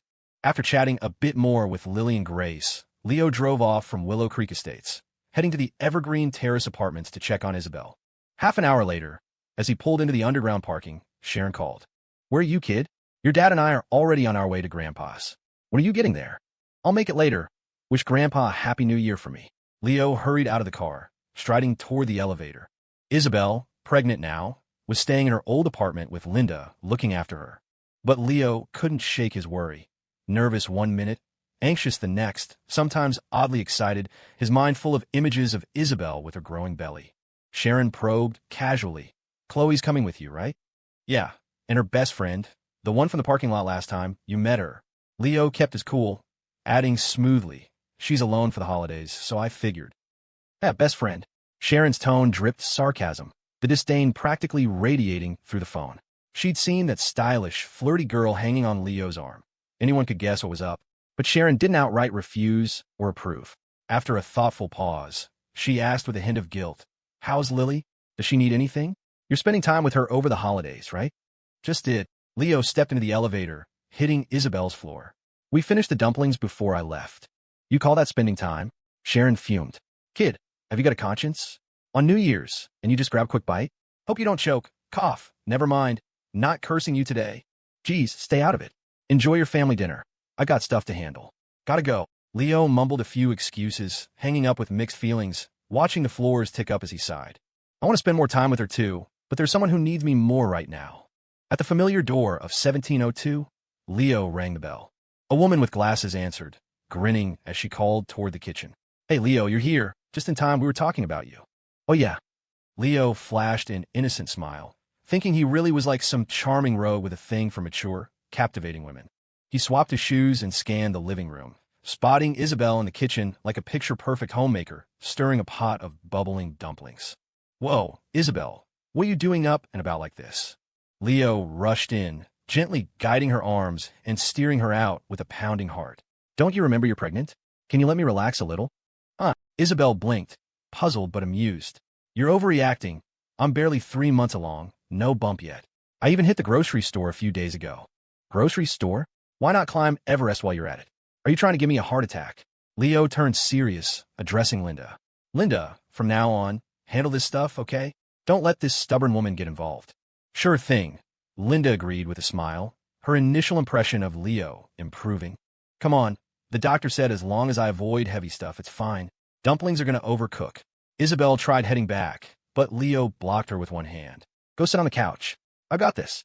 Though her belly wasn't showing much, Leo wasn't debating.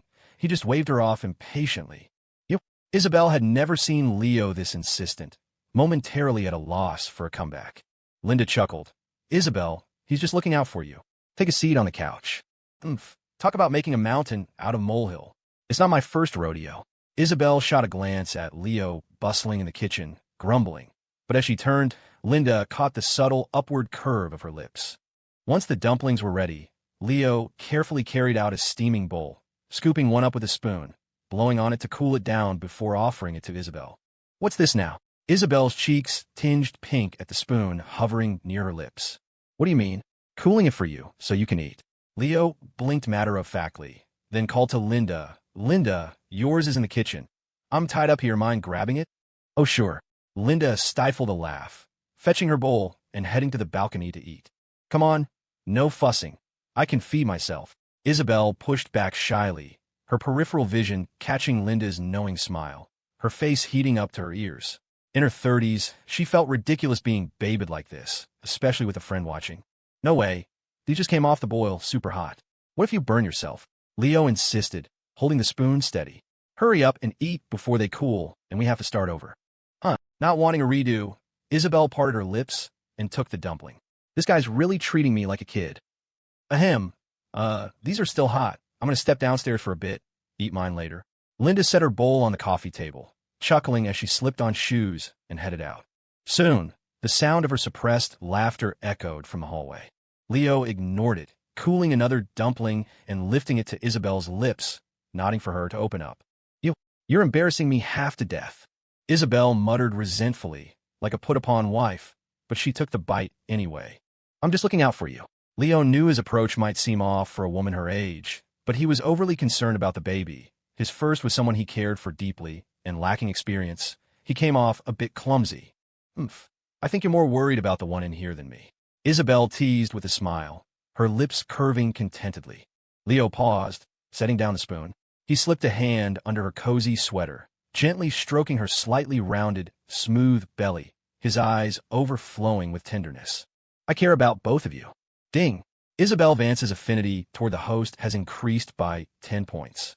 Current, 100 points. Maximum reached. The host is now her most important person. Isabel gazed at Leo's caring, gentle face, her eyes shimmering with happiness. She straightened up, leaning softly against his shoulder, murmuring dreamily, Leo, do you want a boy or a girl? One, definitely a boy. Sons take care of you in old age, right? You know the saying.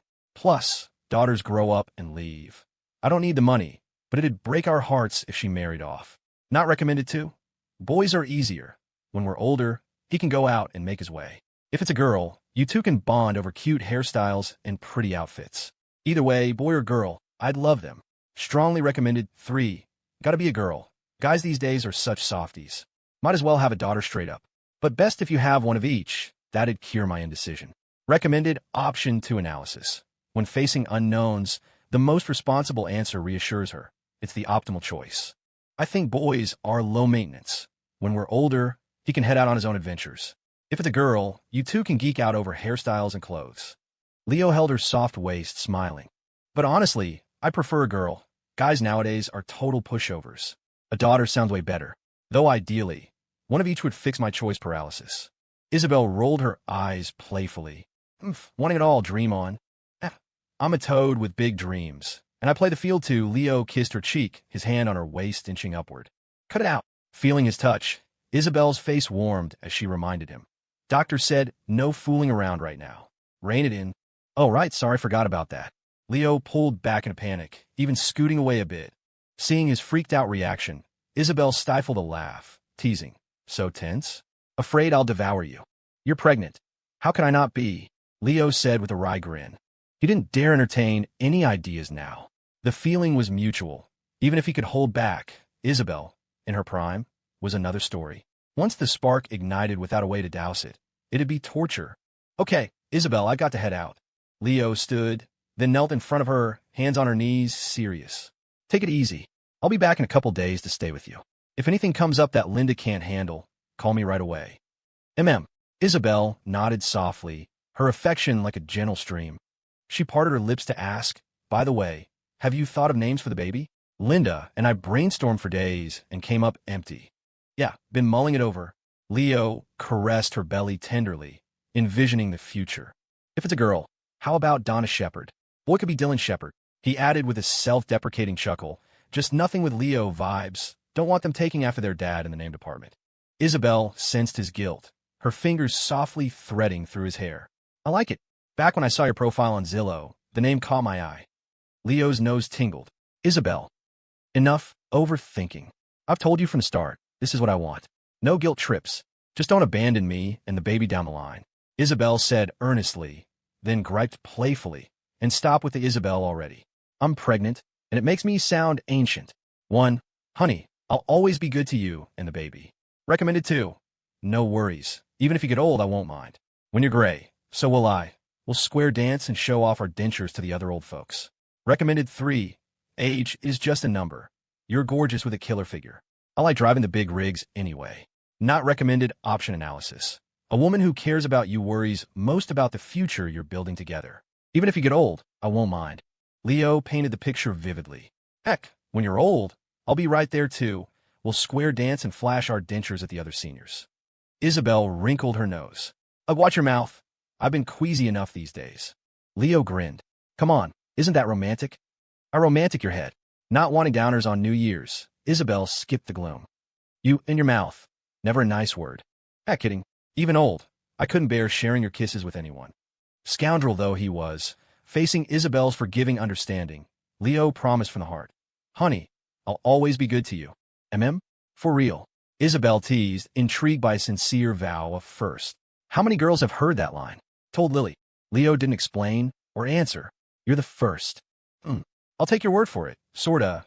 Isabel nodded lightly, then half-jokingly warned, if you ever bail on me, the baby, or Lily, will show up at your office making a scene. I've given you everything, nothing to lose. Leo sighed dramatically. Tisk, beautiful women really do have the deadliest moves. You know it. Isabel agreed matter-of-factly, then pulled his head close, planting a fierce kiss before pressing her forehead to his, beaming with reliance. My little troublemaker, I'm sticking with you for life. Around 3 in the afternoon, Leo drove back to Timeless Impressions to pick up the dressed-up best friends, then headed to his grandpa's old farmhouse out in the countryside. From downtown to the rural area took about 3 hours, but on New Year's Day, with everyone at home celebrating, traffic was light. In under 2 hours, the sleek black and silver BMW left the concrete jungle behind, cruising along scenic country roads. The friends, city girls through and through, were thrilled by the rolling hills and rustic charm, the back seat echoing with camera snaps. If not for the elders waiting, they'd have begged Leo to pull over for photos. Leo, I'm kind of nervous. What if? As they neared the farmhouse, Chloe's excitement faded, replaced by anxious anticipation. This is big. Relax. Grandpa and Grandma are just regular folks. Leo reassured her casually. Just chat a bit. We'll eat, hang out a few days, then head back. No way. As a Florida native, Chloe took meeting her boyfriend's family on New Year seriously. In her culture, it was almost like sending out wedding invites to her side. She didn't want to just show up for meals, but lacking experience, she felt tangled and on edge. Maybe stop a market for a couple cows to gift the elders? Sharon's his adoptive mom, so this isn't even his bio grandparents, right? Shoot, does that mean he'll take me to meet his real parents too? Connor? What do I bring them? I don't want to end up in the tabloids. His sisters are probably there too. Ugh, that scheming little one. Hope she doesn't stir trouble on New Year's. Since Sharon's adoptive, those girls aren't blood-related to Leo. He wouldn't have ideas, would he?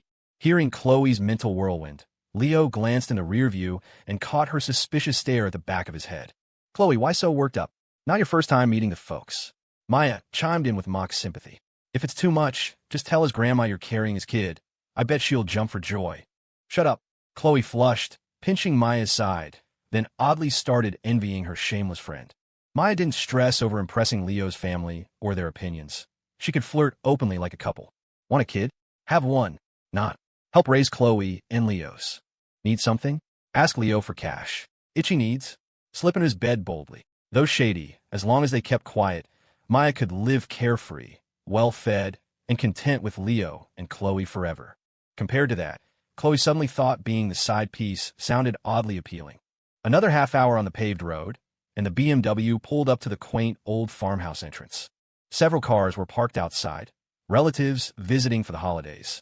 The ground was littered with spent firework casings, kids stuffing pockets with cheap sparklers, dashing around with occasional pops. At the gate, Sharon and David waited with Grandpa and Grandma. As the trio stepped out, the group swarmed over. Grandpa and Grandma spotted the two pretty girls with their grandson, delighted but puzzled. Which was Chloe, his girlfriend? Worried about mixing them up, they held back until Sharon introduced warmly, Mom, Dad, this is Chloe, Leo's girlfriend. Oh, the elders nodded in realization. Grandma hurried forward, clasping Chloe's hand with concern. Come inside, dear. It's chilly out here by the old house. Elders' care was always heartfelt, especially for a potential granddaughter-in-law, fretting if she'd eaten on the way or if she was cold. Not cold at all, Grandma, and we grabbed something en route. Facing the stooped elder, Chloe felt both nervous and flattered. And used to such warm seniors, she let Grandma lead her inside, a bit dazed. And this is... Since Chloe was the one with Grandma, Grandpa eyed the stylish Maya, curiously. Bringing her home on New Year's meant she was someone special. Happy New Year, Grandpa.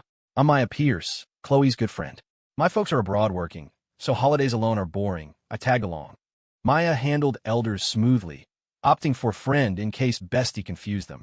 Oh, welcome, welcome. Grandpa nodded warmly, ushering everyone in. Sharon eyed the eloquent Maya quietly, then shot Leo a withering look. Grandpa's brisk out, head in. I've got a work message to handle. Leo ignored Sharon's glare, pulling out his phone and stepping aside.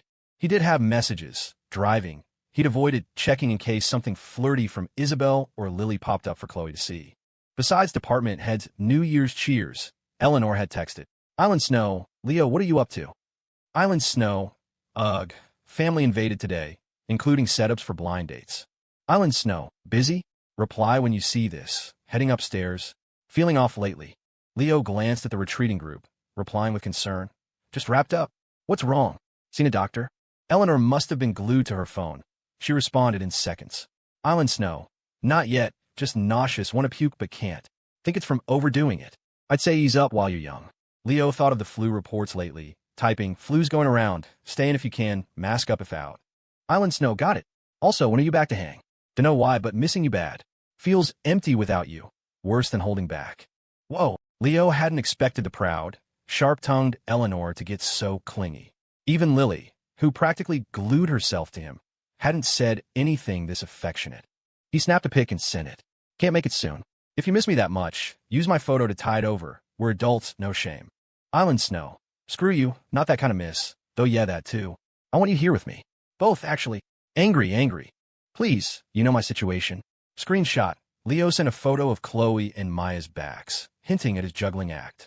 The yard had a fire pit. Chloe sat by Grandma, fielding compliments from Leo's relatives. Chloe started shy but shook off the nerves, chatting smoothly with the older folks, her high EQ shining as she had them laughing in minutes. Maya, meanwhile, played Kid Wrangler, lighting sparklers and tossing them with the little ones. You're at Grandpa's? Damn, jealous of them. Want to hit your Grandpa's rooftop for snow views again. Grumpy, typing. Then Eleanor dropped a bombshell. Leo, dunno why, but I don't want you playing me anymore. I want you all to myself. No other girlfriends. Leo stared, half wondering if Harrison had snatched her phone. Babe, don't joke. My heart's fragile lately. Scare me to death, and you'll never find a guy who can handle a beast like you. Recommended 2. Threatening me? Delete and block yourself then. 1 more or less doesn't matter. You're not irreplaceable. Not recommended 3. Sure, I like your quirky vibe way more than the straight-laced types. If you can chase off the others, we'll pair up. Even marry. Make it official. Strongly recommended. Option 3 analysis. Tolerance or openness is a facade. If she truly cares, she won't share you. Even with her kinks, she hates you with other women. Leo had figured Eleanor for joking, but the system's options confirmed she was serious. She wanted a battle royale with Chloe and the rest, emerging victorious. No way could he promise that. If he agreed she could clear the field, she'd go all out. And with Eleanor's stunning looks and insane wealth, she could pull it off. Exaggerating? Aside from Isabel, his other girlfriends stood no chance against her. Not one could fight back. Babe, don't joke. My heart's fragile lately. Unsure what set her off, Leo replied. Scare me to death, and you'll never find a guy who can handle a beast like you. But you've been ignoring me. I'm your girlfriend too, right? Island Snow. You said I'm prettier than them. Body not as good as Lily's, but I make up for it in other ways. Why hang with her for dumplings and not me? Leo almost asked how she knew about Lily's dumplings. Then she sent a screenshot from Lily's social profile. Country Mouse. Hoping everyone's safe and sound. Hoping you're healthy forever and always with me. Smile at offline mode. The photo was Leo mid-bite on dumplings, angle off and blurry. Lily must have snapped it sneakily. 2 days, just 2. Sensing Eleanor's tipping point, Leo typed frantically. In 2 days, I'll be at your estate door. It took forever, but once her family doctor arrived, Eleanor reluctantly signed off to see him. What got into her? Leo scrolled their chat, racking his brain over their recent days, every clue. Aside from her extra clinginess, he couldn't pinpoint any slip-up. No way it was dissatisfaction from their nights. She'd been thrilled, multilingual exclamations and all. Hey Leo, what's up? Who are you texting with that frown? Chloe snapped her fingers in front of his dazed face, puffing her cheeks grumpily. I was dying over there. Your grandpa's village gossip squad grilled me down to my undies, and you didn't even back me up. Work stuff. Some docs need signing ASAP. Leo lied smoothly. Under Chloe's curious gaze, he powered off the screen, pulse racing but face calm. Oh, nothing serious? Chloe didn't want him leaving, but worried about his business. What could go wrong? Leo shrugged, warming her slightly chilled hand with a breath. Worst case, lose some cash. Being with you matters more. Oh, Leo, you're the best. Chloe melted, hugging his waist, gazing up adoringly, her clear eyes reflecting only him. The lively chatter paused as the couple got lovey-dovey, relatives exchanging knowing looks. Whoa, Chloe snapped back, seeing the amused stares from Leo's family, especially Grandpa, Grandma, and his parents. Her face flaming as she buried it in his coat, mumbling embarrassedly, "Jerk, now you've got to marry me." Eleanor's place was buzzing that New Year's Eve. The housekeeper swapped out custom holiday banners. A consultant directed movers with decorative rocks and sculptures. Private chefs hustled in the massive kitchen prepping dishes, and the big screen TV blasted the annual New Year's gala like every other home. Even the cow from Leo's grandpa's and the pup from the farmer's market sported festive red vests, one darting around the house, the other hunkered in a custom-built shed, munching hay amid the snow, looking equal parts silly and celebratory. Even a mogul like Harrison Hayes, with his vast fortune, kept things down to earth for the holidays.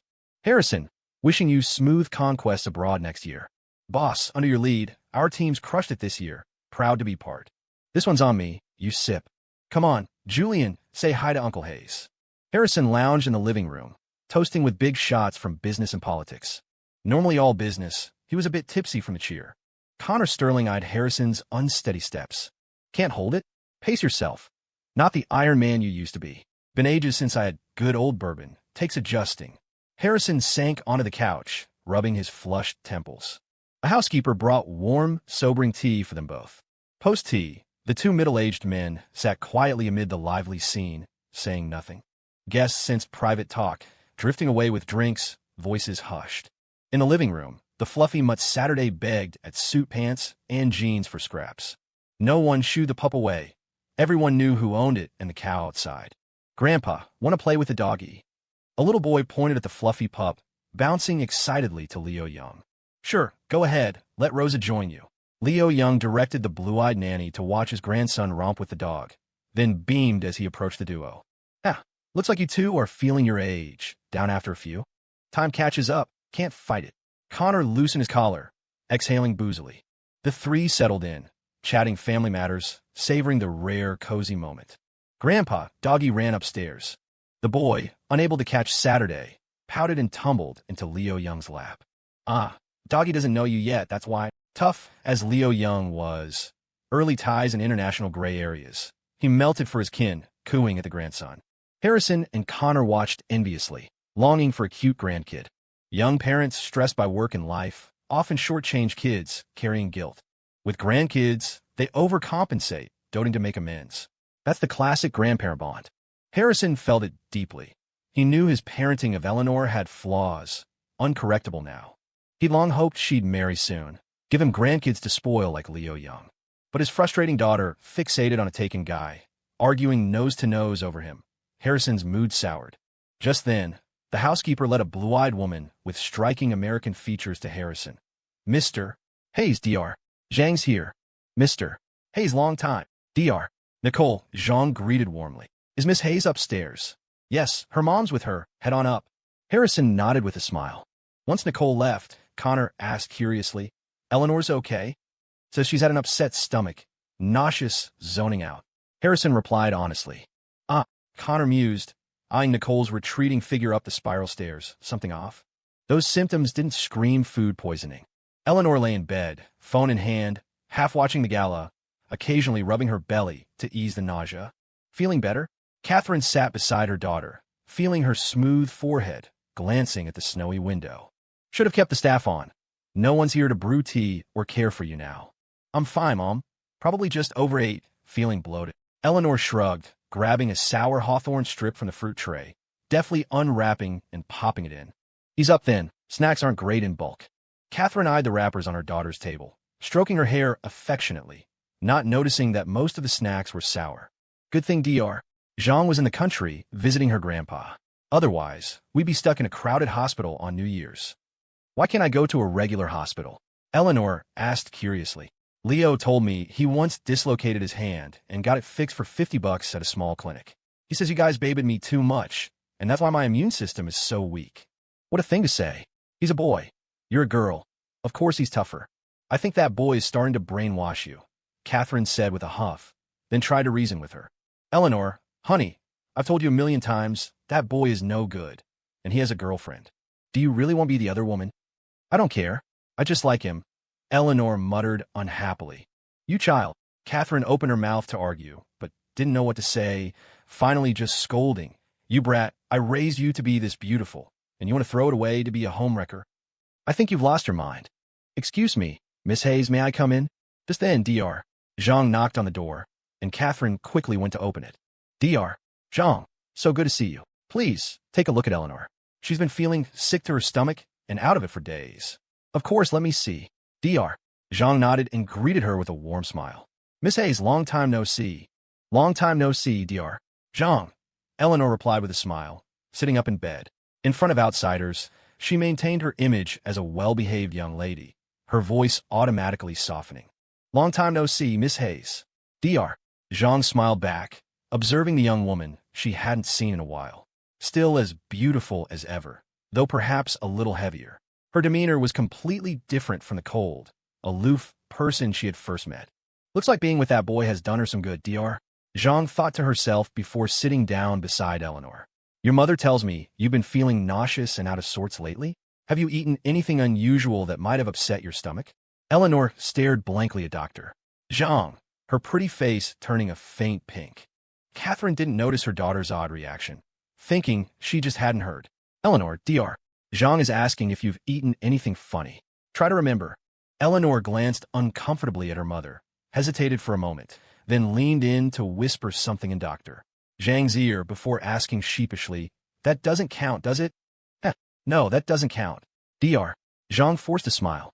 If she hadn't dealt with even more shocking patients, Eleanor's words would have left her speechless. What has that boy turned the richest girl in the country into? She silently lamented. Catherine, oblivious to what her daughter had said, could only blink in confusion. Miss Hayes, give me your right hand, please. I'll check your pulse, Dr. Zhang said, her fingers gently resting on Eleanor's pale wrist. Have you been eating 3 regular meals a day? No, the child's appetite hasn't been good, and she keeps eating snacks, Catherine interjected, pointing to the pile of snack wrappers on the table. Look, this is all she's eaten today. Haha, I didn't realize Miss Hayes had developed a taste for snacks. But that won't do, you know. 3 meals a day are a must otherwise. Dr. Zhang was about to continue her advice when she suddenly froze. She looked up sharply at the innocent-faced Eleanor, then back at the curious Catherine, her eyes filled with disbelief. What's wrong? Catherine asked, growing concerned at Dr. Zhang's sudden tension. This can't be right. Dr.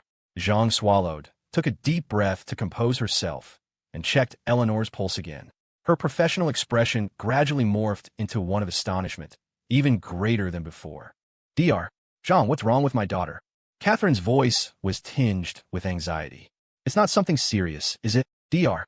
Zhang repeatedly confirmed the pulse from Eleanor's wrist, then glanced at the pile of wrappers, noticing that many were for sour-flavored snacks. This immediately confirmed her suspicion. There's nothing wrong, she said, swallowing the words that were about to escape her lips as she looked at the clueless Eleanor. She then added dismissively, It's probably just the irregular meals. Adjust your routine, don't stay up late, and eat more nutritious food. That should do it. Really, Catherine was skeptical. Dr. Zhang's expression had clearly indicated that something was amiss. Dr. Zhang nodded. Yes, it's nothing major. A few days of a better routine should fix it. Well, that's a relief. Catherine relaxed, trusting Dr. Zhang's judgment. After all, she had been Eleanor's doctor for years. She wouldn't deliberately hide a diagnosis. Does the kitchen have beef and longans? If so, you can make a day-braised beef soup for Miss Hayes. It's very nourishing for someone with her constitution, Dr. Zhang suggested, trying to get Catherine to leave for a moment. I think so. I'll go ask Mrs. Davis. Eleanor, if you're not feeling well in any other way, talk to Dr. Zhang, and remember to cut back on the snacks, Catherine said caringly before closing the door behind her. Miss Hayes. As soon as Catherine's footsteps faded down the hall, Dr. Zhang grabbed Eleanor's shoulders, her composure shattering. Did you? With that Leo guy? You know. Eleanor paused, then realized what she meant and quickly put a finger to her lips. Sure, my parents don't know about Leo and me. You have to keep a secret. I can pay you. It's not about the money. I want to keep it a secret, but your belly won't let me. Dr. Zhang exclaimed in frustration. What do you mean? Eleanor looked down at her stomach, a dawning realization on her face. Her clear, beautiful eyes widened in shock. Miss Hayes, when I took your pulse, I detected signs of pregnancy, and they're quite strong. Plus, your recent cravings for sour food, dizziness, fatigue, nausea, and bloating. Dr. Zhang took a deep breath and spelled it out, word by word. Simply put, you're pregnant. The word pregnant struck Eleanor like a thunderclap, leaving her stunned and speechless for a long moment. She knew the basics from health class, and Dr. Zhang had no reason to lie. She and Leo had indeed been careless a few times. So those days, that was my ovulation period, Eleanor murmured to herself. No wonder I wanted to be around that bastard so badly. After a long pause, she asked numbly, It's Leo's, right? Of course. Wait, Dr. Zhang tilted her head. Miss Hayes, have you? With other men? Eleanor shook her head gravely. The situation was too unexpected. Then she looked up, her voice pleading. Dr. Zhang, please don't tell my parents. If they find out, they'll kill Leo. I want to help, but your belly will start showing in a few months. Mr. and Mrs. Hayes are bound to notice. Dr. Zhang sighed, then asked tentatively, unless you're thinking of... No, don't even think about it. This is my baby with Leo. Eleanor knew what Dr. Zhang was implying and vehemently shook her head, even taking a step back. Miss Hayes, please calm down. I didn't mean anything like that, Dr. Zhang quickly reassured her. I was just going to ask, if you're keeping the baby, what's your plan? Your parents will definitely find out eventually. Dr. Zhang was now filled with regret. She should have told Catherine the moment she knew. Now, she was roped into this with Eleanor. The Hayes were smart people. The day Eleanor started showing, Dr. Zhang, as an accomplice, would surely face their wrath. I'll figure something out, Eleanor said after a long period of contemplation, her voice filled with a new resolve. Dr. Zhang, I'm begging you, please keep this a secret.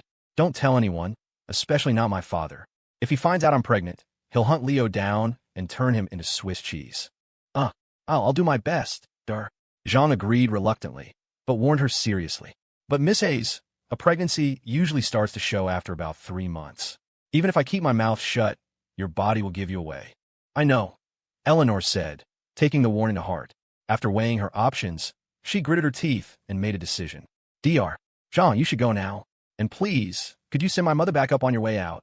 If Harrison found out she was pregnant with Leo's child, he would be furious. The best-case scenario would be him forcing Leo to take responsibility, pushing them into a marriage where Leo would become a kept man in the Hayes family. The worst-case scenario was that the baby might not be born, or if it was, it would be separated from its father forever. Catherine, on the other hand, would surely be angry and scold her, but she wouldn't be as extreme as Harrison. After all, Eleanor's mental health had only recently stabilized, and she no longer had any suicidal thoughts.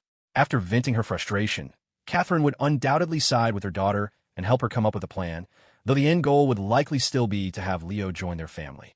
No matter how much she doted on her daughter, Catherine would never allow her to be a single, pregnant mistress. All right, I understand. Dr. Zhang seemed to grasp that Eleanor was about to confide in her mother. She swallowed nervously, nodded, and left, closing the door behind her. About 10 minutes later, Catherine returned with a bowl of hot soup. Eleanor, come on. It's just the right temperature. Drink it while it's warm. Thank you, Mom. Eleanor's smile was a mixture of complex emotions as she took the bowl and drank the date-braised beef soup in one go. Silly girl. I'm your mother. No need for thanks, Catherine said with a gentle laugh. Then remembered something. Did Dr. Zhang have to rush off for something? She left in such a hurry. She wouldn't even stay for dinner. Her car almost hit our rock garden on the way out. Eleanor pursed her lips, not answering, her hands clenched so tightly they were sweating. The atmosphere in the room slowly grew heavy and strange. What's wrong? Catherine thought her daughter was feeling unwell again and quickly sat beside her, placing a hand on her forehead. You feel a bit warm. Should I ask Mrs. Davis to make you some cold medicine? Mom, I'm pregnant, Eleanor said, looking directly into Catherine's concerned eyes, her voice calm and firm. Dr. Zhang said it's been almost a month. The baby is Leo's, and I want to keep it. Silence. A dead, suffocating silence. The concern in Catherine's eyes constricted into shock, her gentle expression crumbling into disbelief. Her breathing became audibly heavy. What did you say? Say that again. Catherine's voice trembled with anger as she questioned her. Eleanor had never seen her usually composed mother so furious. She took a breath and repeated, her voice unwavering. I'm pregnant. Dr. Zhang said it's been almost a month, and the baby is Leo's. I want to... You. Catherine shot up, her hand raised a strike, but it froze in midair, never landing on her daughter's face.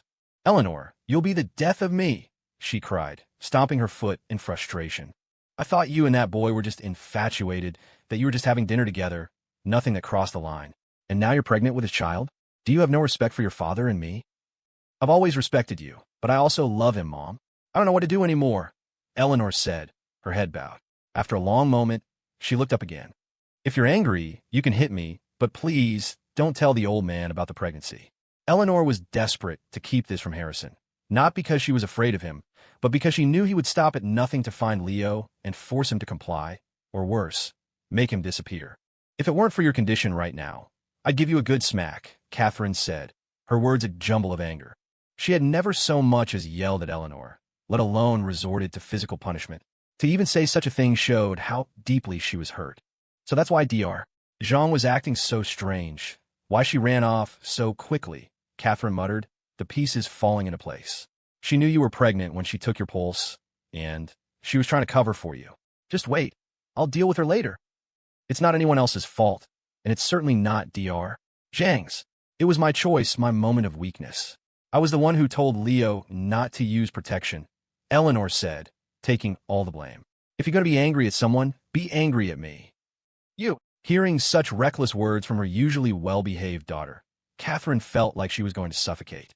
She took several deep breaths, her expression a mixture of fury and disbelief as she pointed a finger at her daughter's forehead. Eleanor, are you possessed? How did you become like this? Mom, I'm sorry. The weight of the pregnancy, combined with the prospect of facing her parents' anger and disapproval alone, was too much for the already confused and helpless Eleanor. She began to sob, tears streaming down her pale cheeks. Except for the incident on the cruise, Catherine had never seen her daughter cry so heartbrokenly. The anger that had been boiling inside her instantly evaporated, replaced by a pang of sympathy. She rushed to her daughter's side, gently wiping away her tears. Don't cry. You're pregnant now. You can't get too emotional. It's not good for the baby. If you really want this child, I'm not going to stop you. But the old man will never let me be with Leo, Eleanor sobbed. Forget about your father. I don't want you with that boy either, Catherine said, her voice serious after a long moment of thought. But we don't have a choice now. So if you really want to be with Leo and you want this baby, then from now on, you're going to listen to me. After the lively family dinner with Leo's relatives, Chloe joined everyone in the main room, gathered around the cozy fire pit, chatting and laughing. No outsiders, just David's side of the family, showing how much they valued Leo's girlfriend. Grandpa and Grandma stayed quiet, smiling contentedly, listening to their grandson's girlfriend engage warmly with kin. For the weathered elders in their 50s, this was their cherished scene. Around the pit, Leo sat with Maya and Chloe. Sophie and Riley flanked Sharon and David. Fruit platters dotted the center table. The warm, happy family vibe, like spring sunshine, filled every corner. Huh, Chloe, that ring's gorgeous. Is it for my brother? Sophie, beside Sharon, noticed Chloe's silver ring, smiling insincerely. Sharon had introduced Chloe enthusiastically until spotting the ring. Her warmth cooled, replaced by speculation and resignation. She wondered its meaning. From Leo? Couple's token? Or engagement? If engagement, did that lock in Chloe? What about Lily? Was the kid ditching her? Sharon held back, but finally asked, Yeah. Chloe, nice ring from Leo? Yeah, Chloe nodded shyly. He got it for me. Chloe's vague reply deepened Sharon's suspicions. Not engagement? But the blush seemed excessive for a casual gift. Cool, looks great. Sophie smiled faintly. My brother never gets me anything fancy. You're so pretty, Sophie. Your future boyfriend will spoil you more than him. Chloe consoled sweetly, with a subtle edge. Sophie's smile dimmed, glancing casually at Chloe before grabbing an orange from the platter for Leo. Bro, peel this for me. My new nails make it tough. Leo eyed the troublemaker Riley, declining flatly. Ask Riley. Sophie paused, retracting her hand to peel herself, then feigned realization. Oh, Maya has a ring too. From you, bro? The remark jolted the trio. Sharon then noticed Maya's silver ring. Bought it myself. Fake, cheap flea market stuff, like $10. Maya waved her finger casually. I thought it was for my brother too. Sophie eyed the rattled three, popping an orange segment. "MM's so sweet." "Hey, no way." Maya laughed tensely, exchanging wary glances with Chloe over the sly kid. "Bro, this one's sweet, Trot. Bit sour, you have it." Leo feigned ignorance of Sophie's expectant gaze, ate one segment, and passed the rest to Chloe. Chloe, a little wary of Sophie, still took the orange and ate it segment by segment, blinking as she mumbled, "It's fine, not that sour." Sensing Leo was deliberately putting on a show for her, Sophie suddenly shot to her feet, staring straight at Leo. Leo met her gaze calmly. No one else sensed the tension, but Chloe and Maya's hearts were in their throats, terrified the girl would say something outrageous in front of all the relatives. It's getting late. I'm going to bed." "You should get some sleep too, bro." "Mom, Dad, I'm heading up." Sophie feigned exhaustion, stretching and yawning as she walked upstairs. The two friends finally breathed a sigh of relief. Leo, giving a sour orange to your girlfriend, a relative teased good-naturedly. "You don't bully Chloe like that normally, do you?" "That's not right." Not at all. He's very good to me," Chloe said, smiling as she defended her boyfriend. In private, Chloe could be a bit dramatic and would find small ways to tease Leo. But in front of others, she would never join in on belittling or complaining about him. Even when her own parents occasionally grumbled that Leo was too busy or not paying enough attention to her, Chloe wouldn't stand for it. Her rule was simple. Her man was hers to bully, and only her, though most of it was just playful banter. Both are good girls, Sharon thought with a soft sigh, now even more uncertain about what the future held for Leo. Just then, Leo's aunt turned to Maya and asked, "Hey, dear, what was your name again?" Maya, ever the charmer, smiled and introduced herself. "Auntie, I'm Maya Pierce." As in, a future that's piercingly bright. "Oh, what a lovely name," the 35-year-old aunt said, delighted by the compliment. "Are you in college like Chloe? Do you have a boyfriend?" At this, all eyes turned curiously to Maya. Her looks were on par with Chloe's, and she was fashionably dressed with a great figure. Most of the evening's attention had been on Chloe, and Maya had been sitting quietly beside her. Most importantly, it was clear from their conversation that this girl was sharp and well-spoken. "I do," Maya said cheerfully, nodding and pointing at Leo. "Leo actually introduced us." "Is that so?" the aunt said with a regretful smile. "I was on offer to set you up with my son if you were single." "Haha, what a shame," Maya said, playing along. "Auntie, you're so beautiful. Your son must be incredibly handsome. If I'd known, I wouldn't have settled down so early." The aunt couldn't stop grinning. "Haha, Maya, you're such a sweet talker. Your boyfriend must be very happy." I hope he thinks so," Maya said with a demure smile, casting a subtle, meaningful glance at Leo. That loaded look was caught by Sharon. Combined with the memory of seeing them being affectionate in the parking garage, she sighed with a mix of resignation and sadness. She couldn't understand why this articulate, beautiful girl would willingly be her son's mistress. Lily was one thing. She was simple-hearted and introverted. Sharon knew Leo was gentle with women and had solved so many of her family's problems, so it wasn't surprising that Lily fell for him. And then there was Eleanor, the rich girl. She was stunningly beautiful and came from immense wealth. She must have met countless handsome men, yet she too was always chasing after Leo. Sharon was baffled. When had her son become so irresistible? She squinted, studying her seemingly clueless foster son. He was a bit handsome, and his physique and demeanor had improved over the years. Leo was attractive, but not earth-shatteringly so, yet the women around him were one more beautiful than the next. He was peeling an orange, laughing with Chloe as they scrolled through TikToks. Every few moments, he would make Chloe laugh, and she would playfully bat at him before snuggling up against his arm.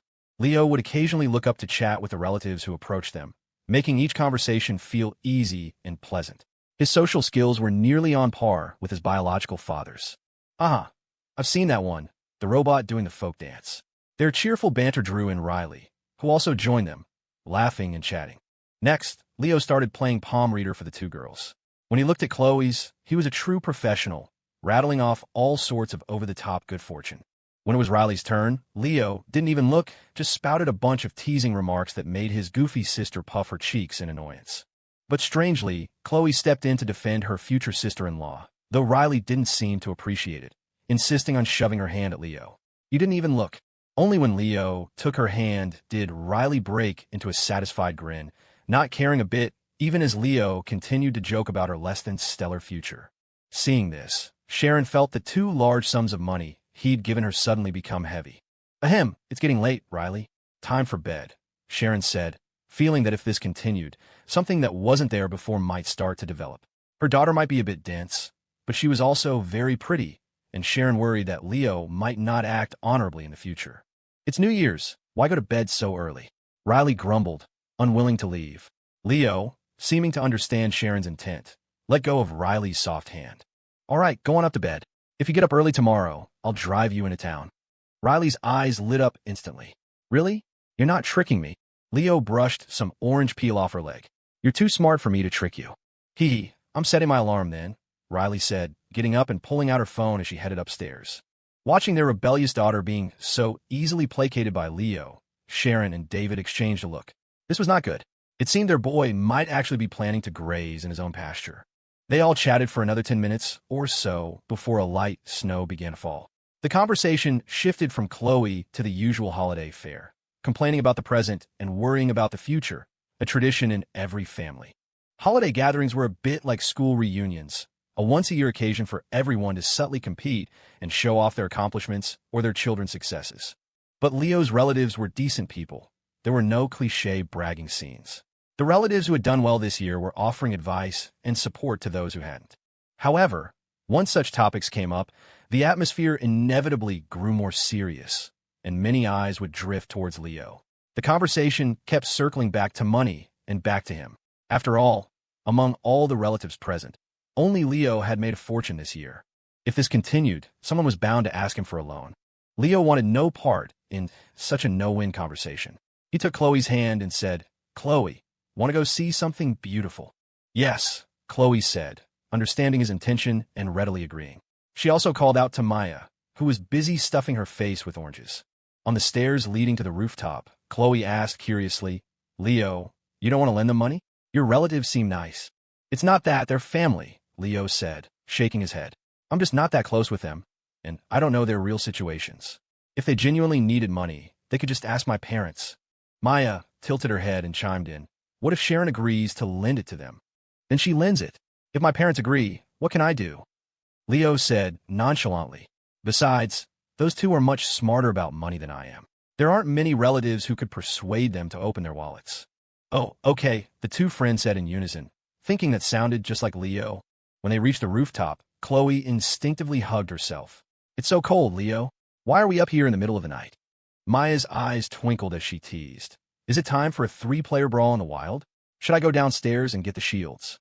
"Only you would think of that," Leo said with a laugh. He fumbled in the dark until he found the spotlight from last year, intending to show the two friends the same beautiful snowy landscape he had shown Eleanor. After adjusting the spotlight, he waved them over. "Come here, babes." "What is it?" the two friends asked, not minding the ambiguous term of endearment as they crunched through the fresh snow towards him. "Watch this," Leo said, lifting the heavy-duty spotlight in his hands and setting it down at a clever angle. In an instant, a bright, clear beam of white light shot out like a sword, piercing the boundless night. It was so dazzling it seemed poised to illuminate the entire world. The flurries of snow became a host of dancing sprites, their forms weightless in the air. Caught in the powerful beam, they glittered with a crystalline light, like countless tiny diamonds scattered across the sky.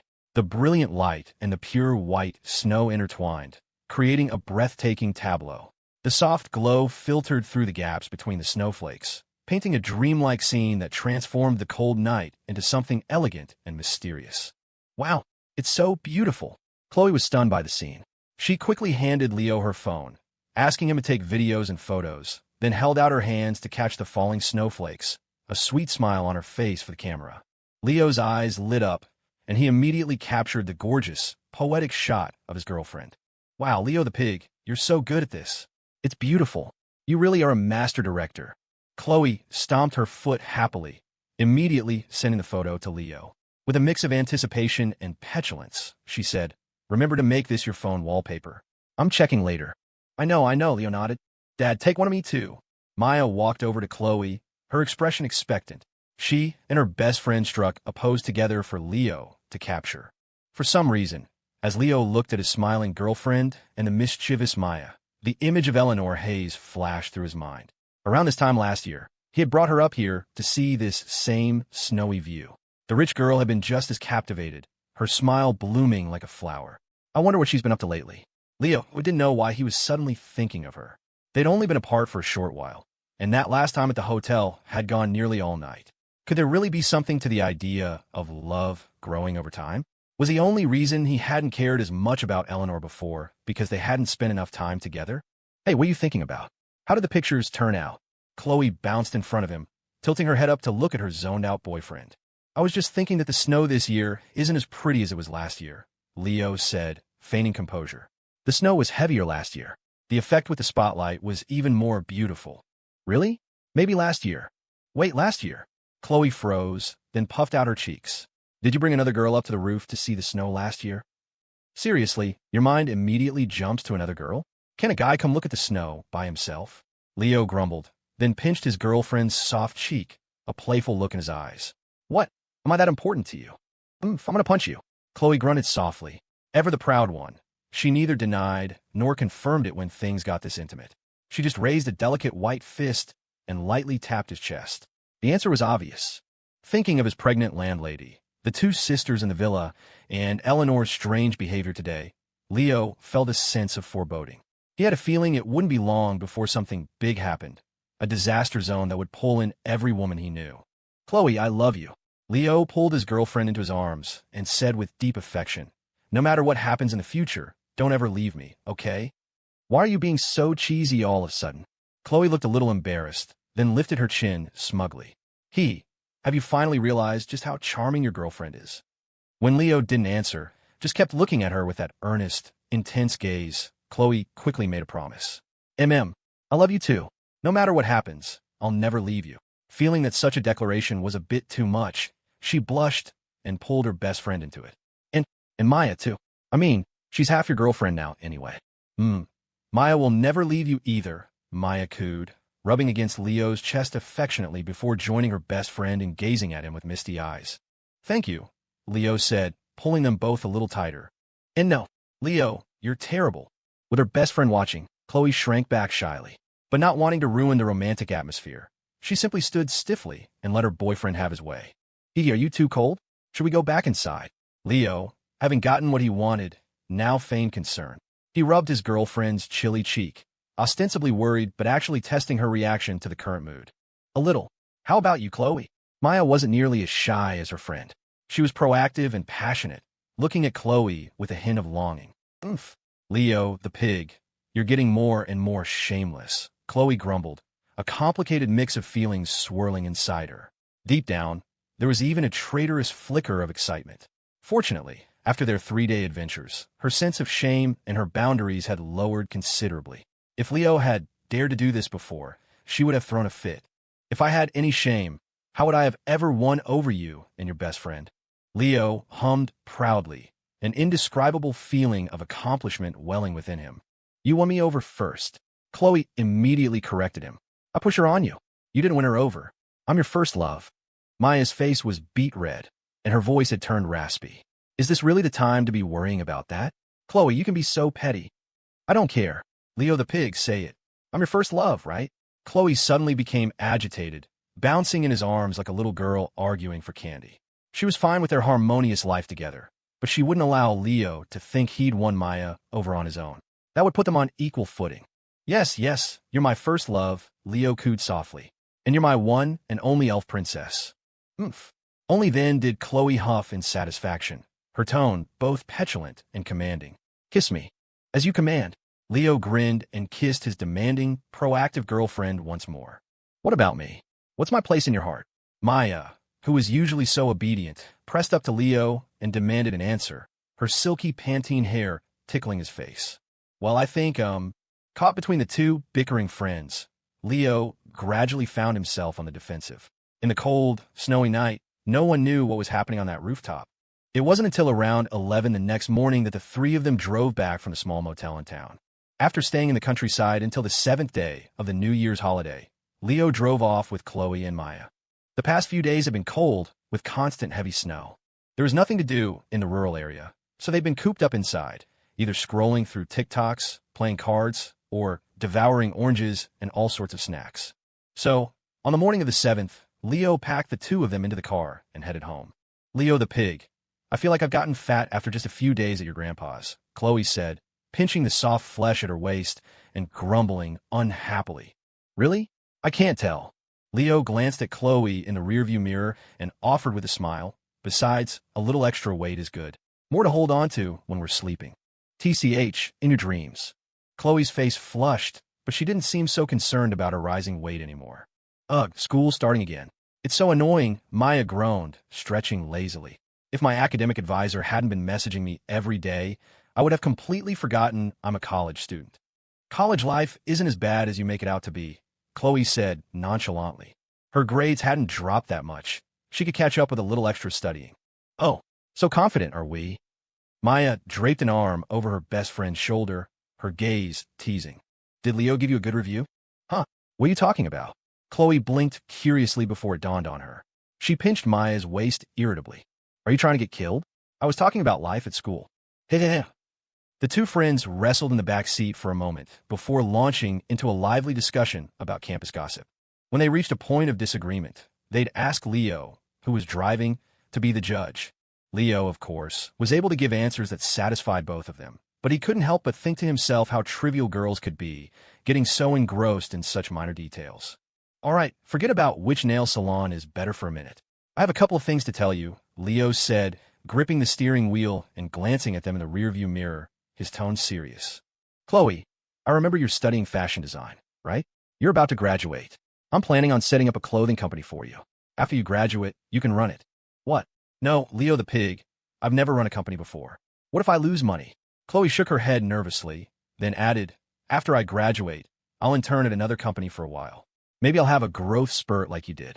What are you going to learn at the bottom of some corporation? It's a complete waste of time. Do you really think some company is going to pour all its resources into an intern? You'll be doing coffee runs and fetching water. You won't learn anything useful. Leo rejected the idea without a second thought. You have a talent for this, and you've been studying it for years. I'll just poach a few professional designers from other companies to help you run it. You won't have to worry about the rest. Chloe hesitated. Well, I have to go home and ask my parents what they think. Leo nodded. That's fine. You can ask our dad. He runs a logistics company. He can give you plenty of advice. Okay. Chloe beamed, the term, our dad, sending a sweet warmth through her. Maya, you should also think about what you want to do after graduation, Leo said casually. Though, seeing how you're used to being free, if you don't want to work or run a company, Chloe and I can just support you for the rest of your life. You can stay home and help us take care of the kids. Dad, why are you being so serious all of a sudden? While they were stopped at a red light in town, Maya leaned forward, getting close to Leo's ear. She gave him a sweet kiss on the cheek and blinked.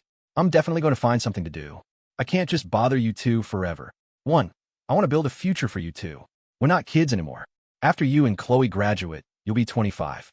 I have the financial means now. And, as your boyfriend, of course I have to think about your future.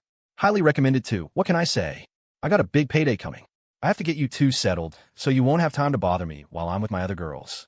Not recommended. Choose with caution. 3. Are you kidding? I'm not some love him and leave him player. Since I'm already playing 2 girls at once, I'll sell everything I own to make sure you two live a life without worry. Not recommended.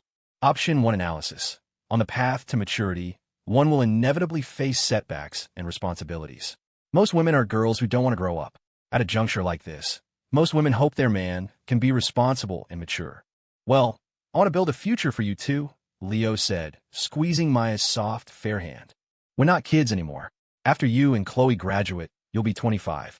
I have the financial means now, and, of course, I have to think about your future. We can't just be thinking about playing games forever, right? Ding. Chloe Miller's affinity has increased by 5 points. Current level, 100. Affinity can no longer be increased. She now considers the host the most important person in her life. Ding. Maya Pierce's affinity has increased by 5 points. Current level, 100. Affinity can no longer be increased. She now considers the host the most important person in her life. I love you to death, Daddy. I want to have your babies, too. Even if I have to be just one slice of the cake. I'm willing, Maya said, wrapping her arms around Leo's neck and rubbing her head against his, overjoyed. Before meeting Leo, Maya had been living a listless life, unable to see her future. Or rather, she had seen her future, and that was why she had never thought about getting married or finding a partner. Combined with her inherent lack of security, Leo's responsible declaration made her feel a profound sense of stability and emotion. She even began to look forward to the beautiful days when the three of them would share a bed. He's driving. The light's about to turn green. Chloe pulled her lustful friend back into her seat with an exasperated look. She didn't dwell on the fact that Maya also wanted to have Leo's children. Perhaps from the very first day the three of them started living together, Chloe knew this little vixen would end up with Leo. Still, Chloe shot Maya a look. Oomph. Didn't you say before that you and Leo would never work out? What changed? That was then, this is now. What can I say? Our boyfriend is just that amazing, Maya said with a grin, trying to placate her. Don't worry, Chloe. We're sisters heart to heart. I would never try to take your place in the wedding dress. But when it comes to the wedding night, you have to invite me. You little. I'm gonna kill you. Chloe, beet red, lunged at her. The two of them were soon wrestling playfully in the backseat again. 5. The point is that Chloe is right there, can't slow down for you. Gotta fake it till I make it through. The next morning, Leo was jolted awake by a jarring ringtone. He rubbed his messy hair and groggily sat up from between the two girls, pressing down on Maya's smooth back to grab the vibrating phone from the nightstand. Squinting, he saw it was a call from Sharon. He could guess with his eyes closed what his old lady wanted. It was undoubtedly about sending him over to Connor Sterling's place. Leo thought for a moment, then immediately hung up. He burrowed back into the fragrant blankets, wrapped his arms around the sweetly sleeping Chloe, and planned to catch a few more minutes of sleep. Just as he snuggled against his girlfriend's porcelain-smooth skin, holding her warm waist, the phone rang again. Leo had assumed Sharon would get impatient and hang up herself, but this time she seemed unusually persistent. The ringing was incessant. Leo the pig. Answer your phone, Chloe grumbled, annoyed by the noise. She burrowed deeper into the covers and kicked Leo with her leg. Ugh, this is a pain. Leo opened his eyes with a sigh and squeezed his girlfriend's firm backside in frustration. As he sat up, the ringing woke Maya too. A slender white arm emerged from the blankets, holding the phone out to Leo. She smiled mischievously. Dad, it's Grandma calling. Grandma? My ass, Leo said, not knowing whether to laugh or cry as he took the phone. He draped an arm over Maya's bare shoulder and answered. It's the crack of dawn, Mom. What do you want? Are you going to let people sleep? Sharon's voice came through, laced with anger. You little brat, getting bold now, are you? You dare hang up on me? I wouldn't dare. I just drove all day yesterday and was exhausted. I thought it was a delivery call. Leo feigned ignorance. What can your Majesty's humble servant do for you? Stop playing dumb with me, Sharon said, getting straight to the point. It's almost the end of the year. I told you to go to Connor Sterling's house. Why haven't you gone yet? Your mother called me today, looking for you. I'm telling you, you little brat, you can run, but you can't hide. Leo idly played with a strand of hair by Maya's cheek. My mom is on the phone with me right now. Where would a second mom come from? That mom must be Leo's biological mother, Vivian Sterling, right? Is Connor Sterling planning to claim him? To think that not only do I have two dads, but Leo has two moms. Maya rested her head on Leo's strong arm, her ears perked to eavesdrop on their conversation, a gossipy smile playing on her lips the entire time. That's not the point right now. Anyway, I'm telling you, you have to go see them today. I've sent you the address. Get up. I'm hanging up. Sharon rattled it off like a machine gun, giving Leo no chance to refuse. She sent him a location pin and immediately ended the call.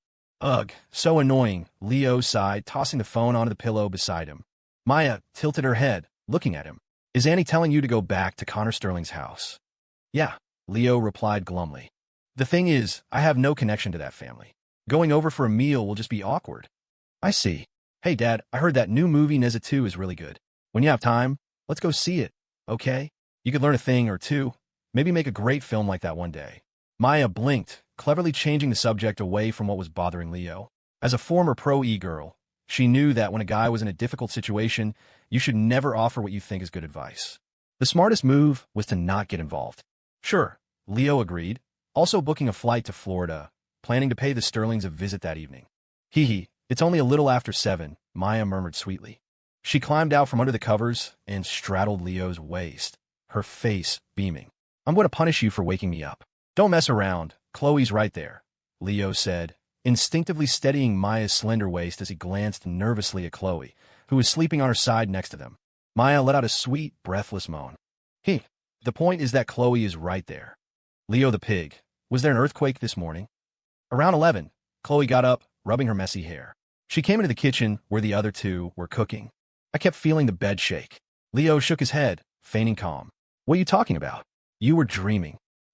When people are really tired, They can have some very realistic dreams, Maya said with a grin as she prepped vegetables. That's what you get for not treating Leo like a human last night. Oomph. What'd I do? He's my boyfriend. I can mess with him however I want, Chloe declared smugly, strutting toward the bathroom like a proud peacock. Once the sound of running water started, Maya nudged Leo's side with her elbow. Dad, was there an earthquake this morning? I felt some pretty strong tremors too. I'm gonna smack you, Leo said, raising his hand in a mock threat, unable to decide whether to laugh or cry. You're getting worse and worse. Do you really think I'm the main character in some Japanese adult film? He was discovering that Maya was a lot like him, a player, constantly testing his and Chloe's boundaries. If he hadn't repeatedly insisted, Maya would have woken Chloe up that morning. I'm not bad. You're the bad one, bad daddy. Maya chirped, playfully swatting him. As a girl, and out of a sense of propriety, she would never admit that some of her preferences were a bit unconventional. But the memory of the blood-rushing thrill from that morning was enough to make her giddy. After lunch, Leo quickly cleaned up, grabbed his phone, wallet, and car keys, and prepared to head over to Connor Sterling's house. Chloe and Maya were about to start school again. They were lying on the sofa, their long, slender legs intertwined, each holding a textbook to review their coursework. Compared to the more studious Chloe, however, Maya wasn't as focused. After a few minutes of reading, she happily put on her headphones and started scrolling through TikTok. When Leo came out of the bathroom, he saw the two of them, one studying diligently, the other casually browsing videos. An inexplicable sense of guilt, similar to what he'd felt with Lily Reed, washed over him. The two best friends he was dating and living with were still college students. Damn, what a monster. The Sterling family rarely celebrated the new year. Connor was usually too busy. During the holidays, he would at most send his wife and daughter a quick message to let them know he was safe, but the rest of his time was spent working. This year, however, was completely different. The Sterling household had been celebrating from the first day to the 15th. All company business was pushed aside, and he had specifically instructed his secretary not to let any calls through to his personal number. Especially today, the house was filled with joyous energy. Connor had invited all his relatives and friends over early, telling them to bring their families. Vivian Sterling had been busy in the kitchen with the housekeeper since dawn. From morning until evening, the massive private estate buzzed with activity. The golf course and the rock garden with its fish pond were filled with the laughter of children and the anxious admonitions of their nannies. After all, any child who could celebrate the new year at this estate came from a wealthy and influential family. If one of them got so much as a scratch, the nannies would be in deep trouble. Why so festive this year? You're usually the type who barely even comes home, Harrison Hayes remarked, observing the formally dressed Connor with an intrigued smile. Connor's home was bustling today. Even Vivian was cooking personally. It looked like they were expecting some important guest. Connor smiled. I've earned enough. It's time to spend some time with family. Well, finally found your conscience, have you? Harrison teased. He took a sip of red wine and gazed out the window at the children playing on the golf course, a flicker of envy in his eyes. My, what a lively bunch. Noticing his old friend's envy, Connor prodded him playfully. What? Seeing these kids brings back memories. Getting on in years, and feeling the urge to be a grandfather. Harrison glanced at Connor, then thought of his own disappointing daughter and sighed softly, not bothering to argue. By any man's measure, Harrison Hayes was what others would call a success. His only shortcoming was that his family life wasn't particularly harmonious, a common phenomenon among the ultra-wealthy. His wife's affection for him was non-existent, and his daughter seemed to have never liked him as an inadequate father. Of course, having had an affair himself, Harrison knew he was neither a good husband nor a good father, which was why he had always been lenient with them. You know, it's strange. I've been having the same dream over and over these past few days, like I'm cursed, Harrison said, rubbing his tired eyes with a wry smile. I keep dreaming of two children calling me grandpa. Connor's hand, pouring the wine, paused for a moment. He quickly laughed. Isn't that a good thing? It means Eleanor has someone she likes. Maybe in a few years, she'll give you two grandchildren to look after. Don't even joke about it, Harrison said, a wave of disgust washing over him at the thought of his daughter, who was not only a disappointment, but also trying to be a homewrecker. A man as proud as him would never allow Eleanor to be another man's mistress. The only reason he hadn't intervened was out of gratitude to Leo for helping Eleanor with her psychological issues. Otherwise, Leo might not have lived to see the new year.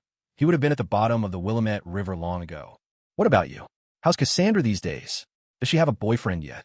Harrison, not wanting to talk about his own daughter, changed the subject. She's 22 this year, right? It's about time. Ugh, don't even mention it. Connor's mouth twitched, and he made a dismissive gesture with his hand. Didn't I tell you? She's gay. I don't think I can count on her getting married in this lifetime. Connor had known for a long time that Cassandra was a lesbian. Out of guilt for not being there for her when she was growing up, and out of respect for her orientation, he and his wife had always turned a blind eye. After all these years, she's still... Harrison was surprised, then laughed self-deprecatingly. Well, it seems we're in the same boat. We've lived half our lives, made all this money, but why does it feel like our futures are so bleak? 2 daughters, and not a single one is normal or obedient. At this, Connor smiled mysteriously and took a sip of his wine without a word. He didn't just have one disappointing lesbian daughter. He also had an accomplished biological son. Just then, Mrs. Zhang, the housekeeper, hurried over, a mix of nervousness and excitement on her face. She leaned in and whispered something in Connor's ear. Let him in, quickly. Connor's eyes lit up, and he immediately told the housekeeper to greet him at the door. Harrison had never seen his old friend this excited. Who's here? Ahem, you should know him too, Connor said, rubbing his nose guiltily before sitting down next to Harrison. You two might have some history. When he gets here, just get reacquainted as a favor to me, okay? What's all the fuss about? Harrison assumed it was a business rival and agreed nonchalantly. Fine, it's the holidays. I'm not that petty. Is it that tourism guy, Dylan Foam? No. You'll know when he gets here, Connor said evasively, then turned and went to the kitchen to tell Vivian the news. Where is he? Vivian, usually quiet and introverted, was beaming with joy, looking out toward the estate grounds in excitement. Security said he's on his way in. He'll be here in a few minutes. Oh, should I make more dishes? I don't even know what he likes to eat. The housekeeper and I made all Portland-style food today. Catherine Hayes had never seen the couple this ecstatic, as if they'd just struck gold. She couldn't help but ask, who's coming? You'll know when he gets here. You guys keep busy. I'm going to get Cassandra downstairs.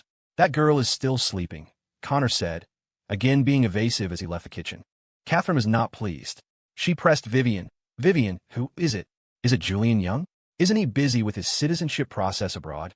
Catherine figured the only person who could make the old couple this happy was Leo Young's brother, Julian, who was in the States. Vivian knew about Leo and Eleanor and didn't know how to explain to Catherine. She stammered for a long time, unable to find the right words. Catherine frowned. Come on, we've known each other for years. Are you worried I'll gossip? It's my son, Vivian finally said, unable to keep it a secret any longer. My son, Leo Shepard, is here. What? You have a son? Catherine stared at the conflicted Vivian, dumbfounded. She had never heard her friend of so many years mention having a son. Wait, hold on. Catherine was stunned for a long moment before she grasped the key part of Vivian's statement. Leo Shepard is your son? Yes, Vivian replied with a heavy sigh. Vivian, Leo Shepard? The director who's been blowing up in the film industry recently. He's your son? Catherine asked, her voice filled with disbelief. Are you serious? I thought you only had Cassandra. When did you have a son? Besides, the kid's last name isn't Sterling. Back when Eleanor first started seeing Leo, Catherine had someone investigate his background. His parents worked for the state, a comfortable background, but nothing extraordinary. He had 2 younger sisters in high school, and he himself was an unsuccessful web fiction author. How had he suddenly transformed into the son of Florida's wealthiest man? Vivian was about to explain when she faintly heard the sound of a car engine in the private parking garage outside. She immediately untied her apron, put down her spatula, and ran out, her face glowing with joy. What on earth is going on? Catherine racked her brain, but couldn't figure out how Leo was connected to the Sterlings. Completely bewildered, she ran out after her. Leo had just been led by the housekeeper into the bustling, massive living room. With his arrival, the hall fell silent. The guests all looked at him with a mixture of surprise and suspicion. They wondered how a flash-in-the-pan director like him had managed to get into a circle filled exclusively with dignitaries and tycoons. Only Harrison Hayes, sitting on the sofa, had the same shocked expression as Catherine. He stared at Leo in disbelief, his mouth opening and closing as if he wanted to say something but was too stunned to speak. Why you're here? Looking at her tall, strapping son standing before her, Vivian was both nervous and overjoyed, but her heart was also heavy with guilt. Her movements were awkward and uncertain. Connor wasn't as anxious as his wife. Years of experience and navigating the cutthroat business world had forged a calm demeanor in him. He simply tipped his chin toward Leo. You came alone? 1. Acknowledge your heritage, Dad. My real dad. You have no idea how long I've waited. We need to have a good drink today and talk about my inheritance. Recommended 2. Take the olive branch. Yeah, my girlfriend has to study for school, so she's at home. I'll bring her to meet you next year. Highly recommended 3. Sarcastic response. It's the holidays. If I showed up as half a person, you'd be even more upset. Not recommended option 2 analysis. The father's greeting is a test. A neutral, calm response shows that you have forgiven his past actions. Leo didn't even glance at the first 2 options and went straight for the sarcasm. It's the holidays. If I showed up as half a person, you'd be even more upset. The comment was so charged that it left the guest stunned. Connor stood with his hands on his hips, his eyes narrowed, and he seemed to be getting angry. His temper was much shorter than Harrison's. Even Cassandra didn't dare talk back to him at home. Of course, Connor knew Leo was intentionally trying to provoke him, but the thought that this was his own son instantly transformed that anger into an irrational joy. The little brat. So old, but still acting like such a child. Didn't you invite me over for dinner? Leo glanced at the dining table, which held only champagne. Just drinking? Who's paying for the DUI? I'll get it ready right now, Vivian stammered, then scurried back to the kitchen with several housekeepers in tow. Leo's bossy demeanor and Vivian's subservient attitude shocked the guests even more. Harrison, let me introduce you. Connor smiled serenely, brushing it off. He turned to the stunned Harrison beside him and said seriously, "This is my son, Leo Shepard. You two have probably met before. He and your daughter, Eleanor, are good friends." What? Someone in the crowd couldn't help but exclaim. All the guests stared at Leo, dumbfounded. A cacophony of their inner thoughts filled Leo's ears. No wonder he looks a little familiar. So they're father and son. Man, I never expected to get this kind of gossip today. Holy crap. This kid is Connor Sterling's son? For real? Is he illegitimate or from an affair? So that's why he rose through the ranks so quickly. He's got a rich daddy backing him. They couldn't believe that Connor Sterling, who had always claimed to have only one daughter, actually had a biological son. And that son was the sensational new director, Leo Shepard. If this news got out, it would send shockwaves through both the entertainment and business worlds. Only then did Leo notice that Harrison Hayes was also there, sitting on the sofa and staring at him blankly. Catherine Hayes was among the guests as well, her eyes wide with shock. "Hello, Mr. Hayes. How has Eleanor been lately?" Leo figured at a moment like this, he had to say hello. "Are you kidding me?" Harrison shot to his feet, grabbing his hair in disbelief. "When did this kid become your son? I thought you only had Cassandra." Connor, without batting an eye, fabricated story. "He really is my son. There were some issues in the past, so I had a friend look after him for a few years." Seeing that Connor wasn't telling the truth, Leo felt an inexplicable surge of anger and said sarcastically, "That's right, just a few years. I'm 8 years old, just an early bloomer." The jab hit its mark, and Connor looked annoyed. But since it was the truth, he could only lower his gaze. "It's the holidays. Don't cause trouble." Leo wasn't backing down. "What? You can do it but can't admit it. You little brat, you." Connor put his hands on his hips, about to lose his temper, when someone tapped him on the back. He turned to see Vivian staring at him coldly. "We're busy in the kitchen. Go help out." Connor opened his mouth to protest, but he couldn't defy his sulking wife. He stomped off toward the kitchen in frustration. He's not thinking straight. "Don't take it to heart," Vivian said nervously after Connor left. "Are you hungry? I had Mrs. Zhang make you the fried fish from Portland. I heard young people there love it. Do you want some?" "I'm a little hungry. I'll have some." Looking at his biological mother, trying so hard to please him, Leo finally sighed. He wondered if he was just as Connor thought, too childish. Seeing that Leo was finally engaging with her, Vivian's face lit up. She nodded repeatedly. "Mrs. Zhang, quickly bring it out." Watching this bizarrely emotional family drama unfold, Harrison and Catherine exchanged a stunned look, momentarily at a loss for words. After Leo's arrival, Harrison and Catherine got up to leave. No matter how much Connor tried to persuade them, they wouldn't stay.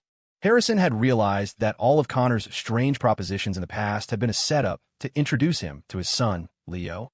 Harrison knew exactly what Connor was up to. He knew about Leo and Eleanor and was trying to set them up.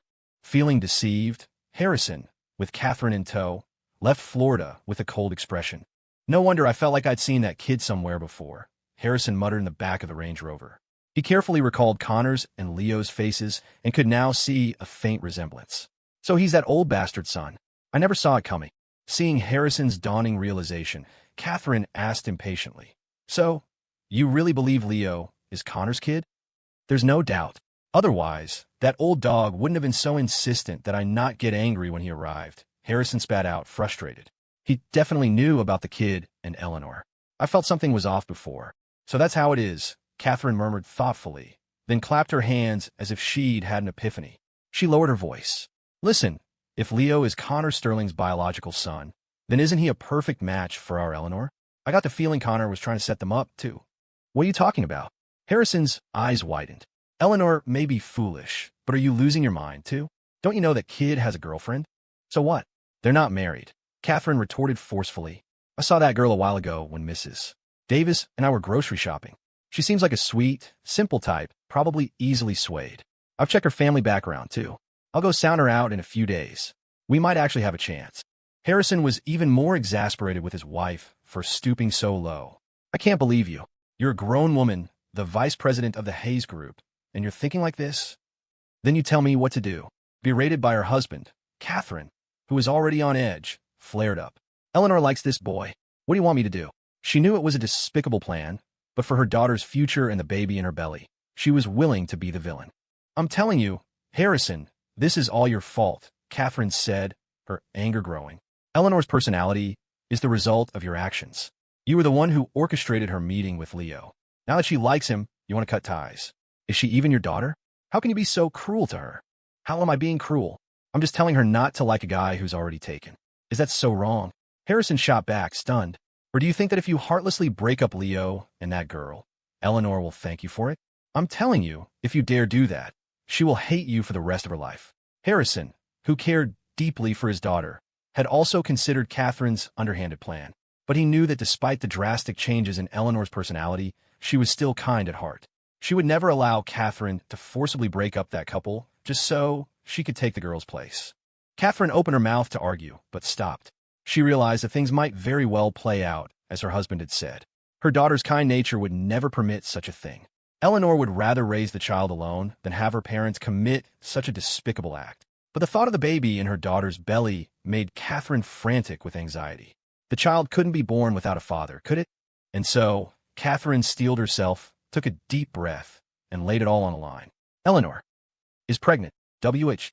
Harrison was so dumbfounded he could barely speak. The driver, who had been driving steadily for over 20 years, was so shocked by the news that his hands slipped on the wheel, and the car nearly crashed into a roadside planter. Fortunately, he was skilled enough to regain control immediately. He apologized, his heart pounding. I'm sorry, Mr. Hayes, Mrs. Hayes. What did you just say? Harrison ignored the driver completely, his face cold as he stared at Catherine. Who's pregnant? Eleanor is pregnant, Catherine said, no longer trying to hide it. She took a deep breath, a mix of resignation and exhaustion in her voice. It's Leo's. Why else do you think I would come up with such a despicable plan? When did this happen? Harrison demanded without a pause, his expression terrifyingly cold, his voice low and menacing. His grip on the armrest tightened. Like his daughter, when Harrison got angry, he didn't rage and shout. Instead, he became unnaturally calm, his expression chilling. It was when Dr. Jean came to our house to see Eleanor, Catherine said, swallowing nervously.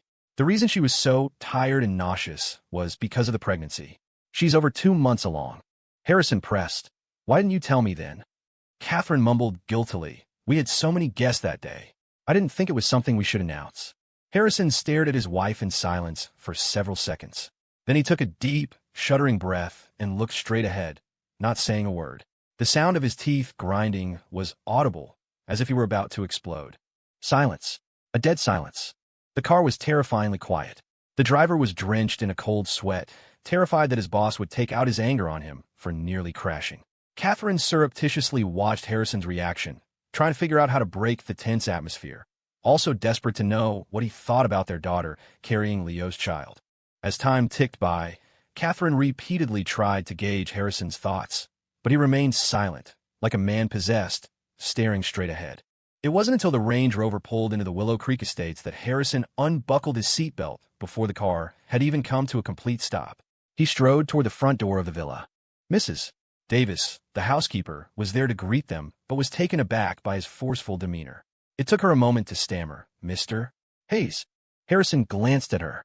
Where is she? She's upstairs, miss. She hasn't come down all day, the housekeeper explained quickly. Harrison said nothing and stormed up the stairs. Catherine ran after him, asking anxiously, "Where is he?" "Mr. Hayes went upstairs," the housekeeper replied hastily. "Oh no." Catherine sensed that things were about to get ugly and quickly followed him up the stairs in her high heels. Harrison stormed upstairs. He didn't even bother to knock. Finding the doorknob unlocked, he pushed the door open decisively and burst in, his face a grim mask. Inside, Eleanor was dressed in a silky, pale pink nightgown, leaning languidly against the headboard. The soft light fell on her, and her usually bright, cheerful face now showed a hint of weariness. She was holding a tablet, which was playing a video about pregnancy precautions. The AI's voice sounded exceptionally clear in the quiet room. During pregnancy, avoid strenuous exercise and overeating. It is crucial to manage your emotions. Failure to adhere to these guidelines may cause uterine contractions, leading to a threatened miscarriage. Harrison, who had stormed in full of rage and ready to reprimand her, heard the AI's voice, and all his anger was immediately suppressed by the sliver of rationality he had left. Deep down, there was even a flicker of an indescribable joy. "I'm begging you, don't do this. The situation is delicate right now." Catherine rushed in after him, terrified that he and Eleanor would start fighting again. She grabbed Harrison's arm and tried to pull him out of the room. Eleanor calmly looked at her father, who seemed to be at a loss for words, then at her anxious mother behind him. She seemed to understand everything. In a faint voice, she asked, "Dad, you know?" "You?" Harrison took several deep breaths, a mixture of helplessness and resentment in his voice. "Is it that kid's?" "Yes, it's Leo's. I'm over 2 months along." Eleanor nodded, then added, "I went to see Dr. Jean today. The embryo and everything are normal. The due date should be in October." Seeing that the atmosphere wasn't as explosive as she had feared, Catherine slowly let go of her husband's arm, nervously watching their every move. Harrison stood with his hands on his hips, pacing back and forth in the room. He looked at his daughter on the bed several times, opening his mouth to speak but then closing it again, swallowing the scolding words. After a few more paces, he sighed in defeat and got straight to the point. "What are your plans?" Eleanor responded without hesitation. "I'm going to have the baby." Harrison seemed to have expected this answer from his stubborn daughter, so he wasn't too surprised. He asked again, his emotions complex, "Does that kid know?" Eleanor shook her head. "I haven't told him." Harrison asked bluntly, "His father is Connor Sterling. You knew that all along, didn't you?" Eleanor nodded. "Yes, he told me a long time ago." "I'm going to ask you one question," Harrison said, his tone serious and demanding. "Do you want this child to be born with a father, or without one?" With things having reached this point, and with his daughter determined to have the baby, the cornered Harrison could only resort to this extreme measure. If she wanted the child to have a father, they would have to tell Leo about the pregnancy and force him into a marriage. Although Harrison was completely dissatisfied with Leo, even disgusted by him, at least the kid's father was Connor Sterling. As in-laws, they would be a suitable match. As for the second option, Harrison had 1,000 ways to ensure the child would be born without a father, and that the child would bear the Hayes family name. Eleanor seemed to understand the threat in her father's words. She turned off the tablet and responded with a firm and resolute voice. "Don't you dare. If you do anything to him, I'll kill myself after the baby is born." "Don't say that. You foolish girl, you're pregnant. Don't say such unlucky things," Catherine exclaimed, then quickly explained. "Your father means that after the baby is born, you should stop seeing Leo. That kid is no good anyway, getting you pregnant when he already has a girlfriend. Your father and I will raise the child. You have to cut ties with him." Although that wasn't what Harrison meant at all. He genuinely wanted to see Leo at the bottom of the Willamette River. He knew his daughter couldn't handle any major emotional turmoil right now, so he tacitly accepted Catherine's interpretation. "The child will be born with or without a father. You have to choose. If you can't, I'll choose for you." Eleanor frowned and thought for a long time before saying faintly, "Mom, I want to sleep." "Okay, I won't bother you. You should sleep." Catherine paused, knowing her daughter was in a difficult position. She quickly pulled Harrison out of the room. The large room suddenly became quiet and empty, and the sound of the couple arguing in the hallway gradually faded. Eleanor hugged a pillow and curled up under the covers, gently touching her slightly rounded belly. "Baby, what should I do?" she whispered, lost and helpless. Pregnant women tend to sleep a lot. Eleanor slept from 6 in the evening until 3 in the morning. When she woke up, she groggily opened her door, planning to go downstairs for a snack. She noticed that the lights in the living room were still on. Her parents were sitting on the sofa, talking earnestly. "Dad, Mom," Eleanor came down the spiral staircase, her eyes red, and walked toward them. As she got closer, she saw that Catherine's eyes were bloodshot, and her voice was thick with tears. Her father, who had quit smoking decades ago, was chain-smoking one cigarette after another. The ashtray in front of him was already overflowing with butts, and it seemed like even his hair had turned a few shades whiter. "Eleanor, why are you down here?" Catherine rubbed her eyes and quickly draped her jacket over her daughter, who was only in a nightgown. She then gave Harrison a sharp nudge. Harrison snapped out of his daze and quickly extinguished the cigarette in his hand. He frantically waved away the smoke and moved the ashtray far away from his pregnant daughter. Looking at her parents, who seemed to have aged several years overnight, Eleanor apologized guiltily. "I'm sorry. I've disappointed you again." "Silly girl, what are you talking about?" Catherine shook her head and comforted herself reproachfully. "At this point, it's all my fault and your father's. Don't take it to heart. The most important thing is to take care of yourself." The couple had always felt that they were responsible for Eleanor's current situation. If they hadn't been so strict with her upbringing, she probably wouldn't have turned out this way. Having made her decision, Eleanor buried her face in her mother's embrace, her shoulders shaking with quiet sobs. After a moment, she finally looked up at Harrison, her voice filled with a mix of resignation and determination. "Dad, I made up my mind. When the baby is born, it can't be without a father." Her words hung in the air.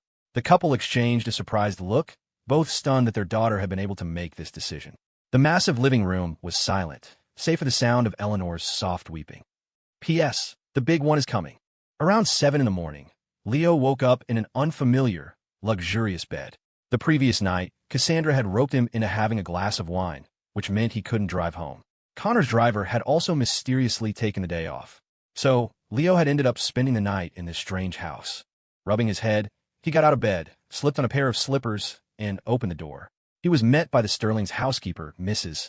Zhang, who was walking toward him with a cheerful smile, holding his freshly laundered clothes. "Young master, you're awake. Your clothes have been washed and dried for you." "Please don't." The cloying title made Leo's skin crawl. He forced a wry smile. "I'm not a young master. Besides, the only time my mom calls me that is when she's chasing me with a feather duster." "Ma'am, you could just call me Leo. Or little Leo is fine, too." "Haha, you're quite the joker, young master," Mrs. Zhang said, covering her mouth with her hand as she laughed. She placed the clothes on the edge of his bed and added with a smile, "After you've changed, you can come downstairs for breakfast." Mrs. Sterling was up very early cooking, and Mr. Sterling has never been up this early either. Mrs. Zhang had worked for the wealthy Sterling family for over a decade. Over time, setting aside class and status, she had become a part of the family. She was well aware that Leo was Connor's biological son, so she was naturally on their side, subtly advocating for them. However, she could tell that Leo wasn't particularly enthusiastic about returning to this wealthy family. As a housekeeper, she couldn't openly persuade him, so she could only hint at how much his parents cared for him. "Rich people don't sleep well," Leo said, unfazed, and offered a non-committal smile. "Actually, I didn't sleep well last night either. I'm picky about pillows. I can't get used to strange ones." Sensing that Leo was impenetrable, Mrs. Zhang simply offered a polite smile and left, closing the door behind her. After changing and washing up, Leo went downstairs. Vivian was setting dishes on the long dining table. Connor was sitting on the sofa, reading a newspaper, and Cassandra was lying on the adjacent sofa, playing on her phone. Everything seemed so warm and ordinary. In this scene, Leo felt an overwhelming sense of dissonance, as if he didn't belong. He would always feel like an outsider in this family. "Bro, you're awake?" Cassandra saw Leo dressed and ready to leave. She quickly ran over, grabbed his arm, and pulled him toward the dining table. "Mom got up super early to cook. You have to try her food, Dad, and I barely ever get to eat it. Old Sharon told me you usually sleep until noon. I didn't expect you to be up so early. Since you're up, let's eat," Connor said, not giving Leo a chance to refuse. He put down his newspaper and walked over to the table. Leo was half pushed into a seat. Vivian kept placing dishes in front of him, bustling back and forth between the kitchen and the table, all while stealing glances at him. When Leo looked up at her, she would instinctively look away, wanting to look but not daring to. Her timid, guilty demeanor reminded him of Lily Reed. That's enough food. Perhaps because he saw the same gentle quality in Vivian as he did in Lily, Leo couldn't bear to see her working up sweat. "It's just breakfast. You don't need to prepare a royal banquet." "Almost done. Just a few more dishes," Vivian stammered, then beamed with joy. Although his tone was a bit sharp, she could tell he was concerned about her. A few minutes later, Vivian sat down next to her daughter. They all began to eat, but no one spoke. The atmosphere at the table was oppressive. "So how old are you this year?" Connor asked, acting as if nothing was wrong, and tilted his chin toward Leo. 26 or 27? 1. Answer truthfully. Born in 98, year of the tiger. I'll be 27 in a few months. Dad, you should give me a gift related to my zodiac or horoscope. By the way, I'm a Virgo. Recommended 2. Let go of the past. My 26th birthday is in a few months. Let's have a family dinner then and have a good talk about our relationship. Highly recommended 3. Sarcastic response. A year older than last year, a year younger than next year. Not recommended option 2 analysis. A father who is both guilty and overbearing desperately wants you to acknowledge your heritage. As long as you nod, he will do everything in his power to make up for his past mistakes. Leo didn't even look up as he replied, a year older than last year, a year younger than next year. Hey, you little brat. Connor started to say something, but was silenced by a sharp glare from Vivian. He went back to eating his food in frustration. With decades of experience in the business world and a level of power and wealth few could attain, Connor's personality was naturally domineering and impulsive. Although he desperately wanted to build a good relationship with Leo, his pride made his attitude toward him seem dismissive. Even so, in front of his wife, Vivian, Connor didn't dare go too far. Or perhaps, he felt just as guilty toward her. After all, he had unilaterally decided to foster Leo with the Shepherds without Vivian's knowledge, a decision that led to years of the cold shoulder and almost drove her to suicide. If it hadn't been for her later pregnancy with Cassandra, Vivian might have already divorced him. After decades of marriage, they had come to see each other as family, and Vivian's feelings for Connor had long since faded.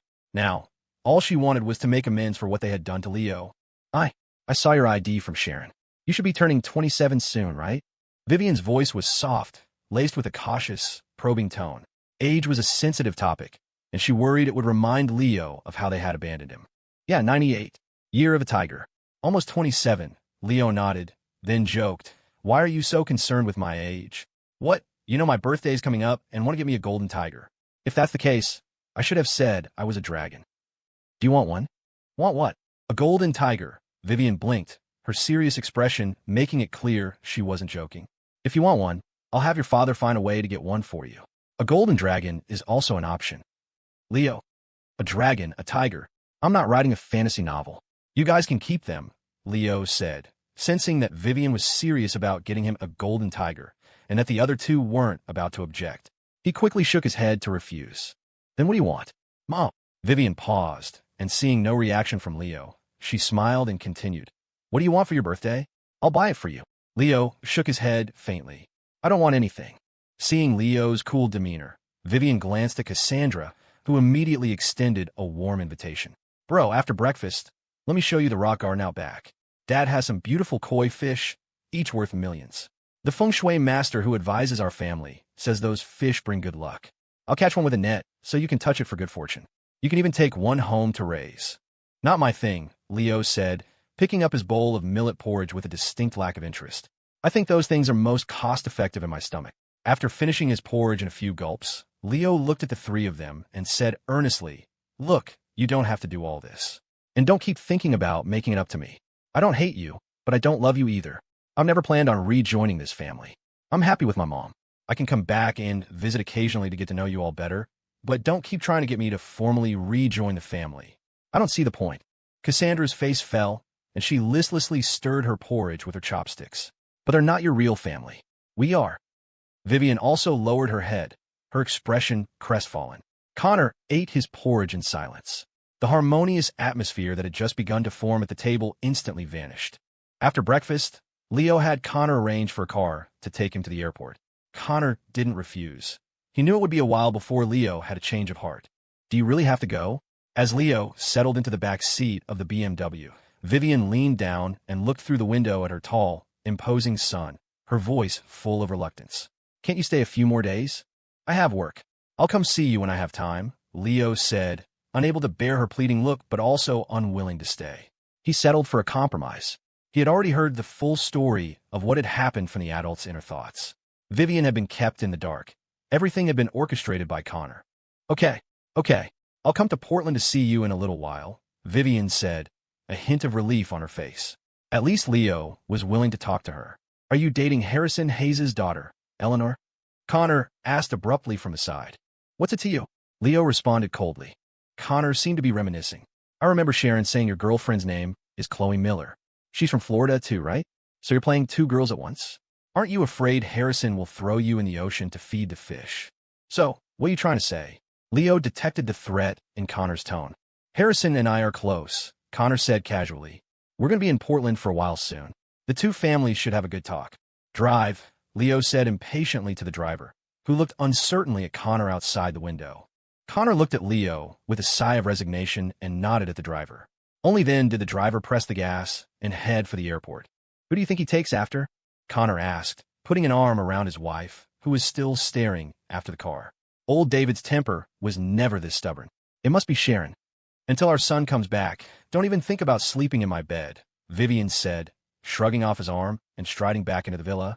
Connor scratched his head in frustration and chuckled grimly. I think he takes after this. The plane landed smoothly at Portland International Airport. Leo got in his BMW and drove straight to the Evergreen Terrace apartments. About 15 minutes later, he pulled into a temporary parking spot outside the main gate. As he was about to enter the complex, he noticed that there were several more security guards at the entrance, and they weren't the usual skinny old men, but burly bodyguard types. The main gate, which used to be open for anyone to walk through, now had a facial recognition entry system. Looks like someone has seriously upgraded the security, Leo thought with satisfaction. After signing the visitor log, he eagerly walked into the complex and heard the sound of cheerful laughter coming from a nearby gazebo. Leo looked closer and saw Isabel and Ms. Lee sitting with a few other young mothers, their laughter and conversation creating a warm, inviting atmosphere. Several strollers were parked nearby, from which the occasional cry of a baby could be heard. Leo walked over quietly. Isabel's back was to him, so she didn't notice his approach. It was only when she saw the other mothers and Ms. Lee smiling knowingly that she turned her head curiously. Her puzzled expression instantly transformed into a radiant smile. The sunlight filtered through the leaves, dappling her face and making her already delicate features even more striking. When did you get back? Isabel stood up, feigning composure as she tucked a strand of hair behind her ear to hide her inner delight. Her tone was reproachful. Why didn't you call me? 1. I heard online that you girls like surprises, so of course I couldn't tell you beforehand. Highly recommended 2. Landed at 9:28, drove for 17 minutes, stopped at a rest area for a smoke on the way. Not recommended 3. I'll only call you mom in bed. Do you really plan on being my mother? Do I have to report my every move to you from now on? Not recommended option 1 analysis. No matter their age, women love to be told they're young, especially by the man they love. Leo grinned teasingly. I heard online that young ladies love surprises, so of course I couldn't tell you beforehand. Oh, his words drew a chorus of teasing from the other mothers. Some of them looked both surprised and envious, having never imagined their landlady's partner would be such a handsome young man. Oh, stop it, you, Isabel said, playfully swatting him, her heart fluttering. But her face was beaming, and she happily took his hand and led him away from the gazebo. Leo opened the door and bent down to help Isabel change her shoes, muttering, You're pregnant now? You shouldn't be running around outside all the time. Can't you just stay home and watch some TV? I'm not a child. I can't even go out. Isabel frowned slightly, but her smile was full of contentment. She rested a hand on Leo's shoulder as she lifted her foot. It's bad enough that Ms. Lee is always telling me what I can and can't do. Now you're back, and you're going to start bossing me around, too? Leo straightened up after changing her shoes and nodded smugly. Uh-huh. What? I can't boss you around. You little brat, Isabel hummed, her eyes sparkling. She then burrowed into his chest, savoring the long-missed warmth of his embrace, her face alight with a contented smile. With Leo back, there was no need for Ms. Lee to stay. After making them a simple dinner, she tactfully left to pick up Maddie from elementary school and take her to her place for the night. After dinner, Leo paced through the 3-bedroom apartment, inspecting Isabel's living environment. He saw a puddle of water by the master bathroom door and immediately grabbed a mop to wipe it up. In the hallway leading from the bedroom to the living room, he even squatted down to feel the corner tiles. You know, you've checked this place 8 times already. Even if there was nothing wrong with it before, you're going to find something wrong with it now, Isabel said, covering her mouth to hide a giggle at his meticulous inspection. Anyone who didn't know better would think you were here to inspect the plumbing. Well, it's a first for me. I have to be careful, Leo said, sitting down next to her and gently stroking her noticeably round belly. He added with a pleased look, "If circumstances allowed, I'd hire a dozen postpartum doulas to wait on you." "Aren't you being childish?" Isabel teased, but she couldn't hide the smile playing on her lips. She was clearly pleased by his over-the-top declaration. "Hey, when's the due date?" Leo asked eagerly. "Have you had a checkup recently? What did the doctor say?" Isabel took out her phone and showed him all the recent information she had saved about the baby. "The baby is perfectly healthy right now. The doctor said probably around October of this year." "I see." Leo nodded, his heart full of joy. Isabel then said hesitantly, the doctor said it might be a girl." "Really? That's great," Leo said, then asked curiously, "Hey, aren't doctors not supposed to tell expectant parents that kind of information? How did you find out?" "I have a friend who knows the director of the hospital," Isabel explained, "and I made a donation to them, so she hinted that it's a girl." "Well, I guess the rules don't apply when your friend is the rule maker," Leo remarked, then asked enthusiastically, "How did the doctor drop the hint?" "The doctor just said the baby is as beautiful as her mother, and then she told me to go to the children's clothing store to the left of the hospital entrance to buy clothes for after the baby is born," Isabel recounted. "When Ms. Lee and I went in, it was a store that only sold clothes for little girls. So it must be a girl. So that's how they do it. I can't believe there's a secret code for that." "You learn something new every day," Leo said. Isabel asked tentatively, "So what do you think?" "What do I think about?" Leo paused, then realized what she was asking. "What are you thinking, Isabel? This isn't the Dark Ages. Why would I have a preference for a boy over a girl?" Isabel muttered, lacking confidence. "I never said you did. I was just asking what you thought. 1, it doesn't matter. Even if you can't give me a son, I have other women who can. Not recommended. Choose with caution. 2, put your arm around her shoulder. Stop overthinking everything. The most important thing right now is to take care of yourself. In October, you'll give Maddie a little sister and me a beautiful daughter. Highly recommended. 3, worst case scenario, even if I did prefer a boy, we could just work harder in the future and have another one. What's the big deal?" Recommended option 2 analysis. Even the most confident and composed woman is sensitive and vulnerable during this time of anticipation and anxiety. Comforting and reassuring her according to the answer is the perfect response. "Hey, stop overthinking everything. The most important thing right now is to take care of yourself," Leo said, putting an arm around Isabel's shoulder to comfort her. "In October, you'll give Maddie a little sister and me a beautiful daughter, and we'll live a happy life." Leo gently squeezed the soft flesh at her waist. "Besides, even if I did prefer a boy, we could just work harder in the future and have another one. What's the big deal?" Isabel had been lost in the beautiful future Leo was painting, but the touch at her waist brought a flush to her cheeks. She grumbled, "The doctor already said this pregnancy was a long shot. In a few more years, do you really think I'll be able to get pregnant again?" Isabel felt that getting pregnant this time and having a stable pregnancy so far was already a miracle. She wasn't expecting to have any more children with Leo. "You never know," Leo teased with confidence. "Whether you can get pregnant or not depends on the delivery guy and the quality of his package. TCH, can't you say anything decent?" Isabel finally understood his meaning and pinched him. Her face beat red. Lily knows about my pregnancy." "She does?" Leo asked, not surprised. "When did you two talk?" "Not exactly," Isabel said worriedly. "A while ago, I asked Ms. Lee to go back to Willow Creek to get some things, and she accidentally told her." "I see." Leo nodded thoughtfully, unconcerned. "That's fine. I wasn't planning on hiding it anyway. I'll have a good talk with her when I get back." Since Lily knew about Isabel's pregnancy from Ms. Lee and hadn't brought it up with him, it meant she must have been mentally preparing for it. But knowing Lily's possessive nature, she definitely wouldn't let it go that easily. As if on cue, just as they stood up to go to the bedroom, Leo's phone buzzed. It was a text from Lily Reed. "Country Mouse, when are you coming back?" "Offline mode, tomorrow morning." "Country Mouse. Okay, I'll wait for you. I'm gonna go change the sheets." Leo put his phone away, thinking of that soft-spoken country girl who could be surprisingly stubborn and might demand the same outcome for herself. He felt a faint ache in his lower back. Chapter 570.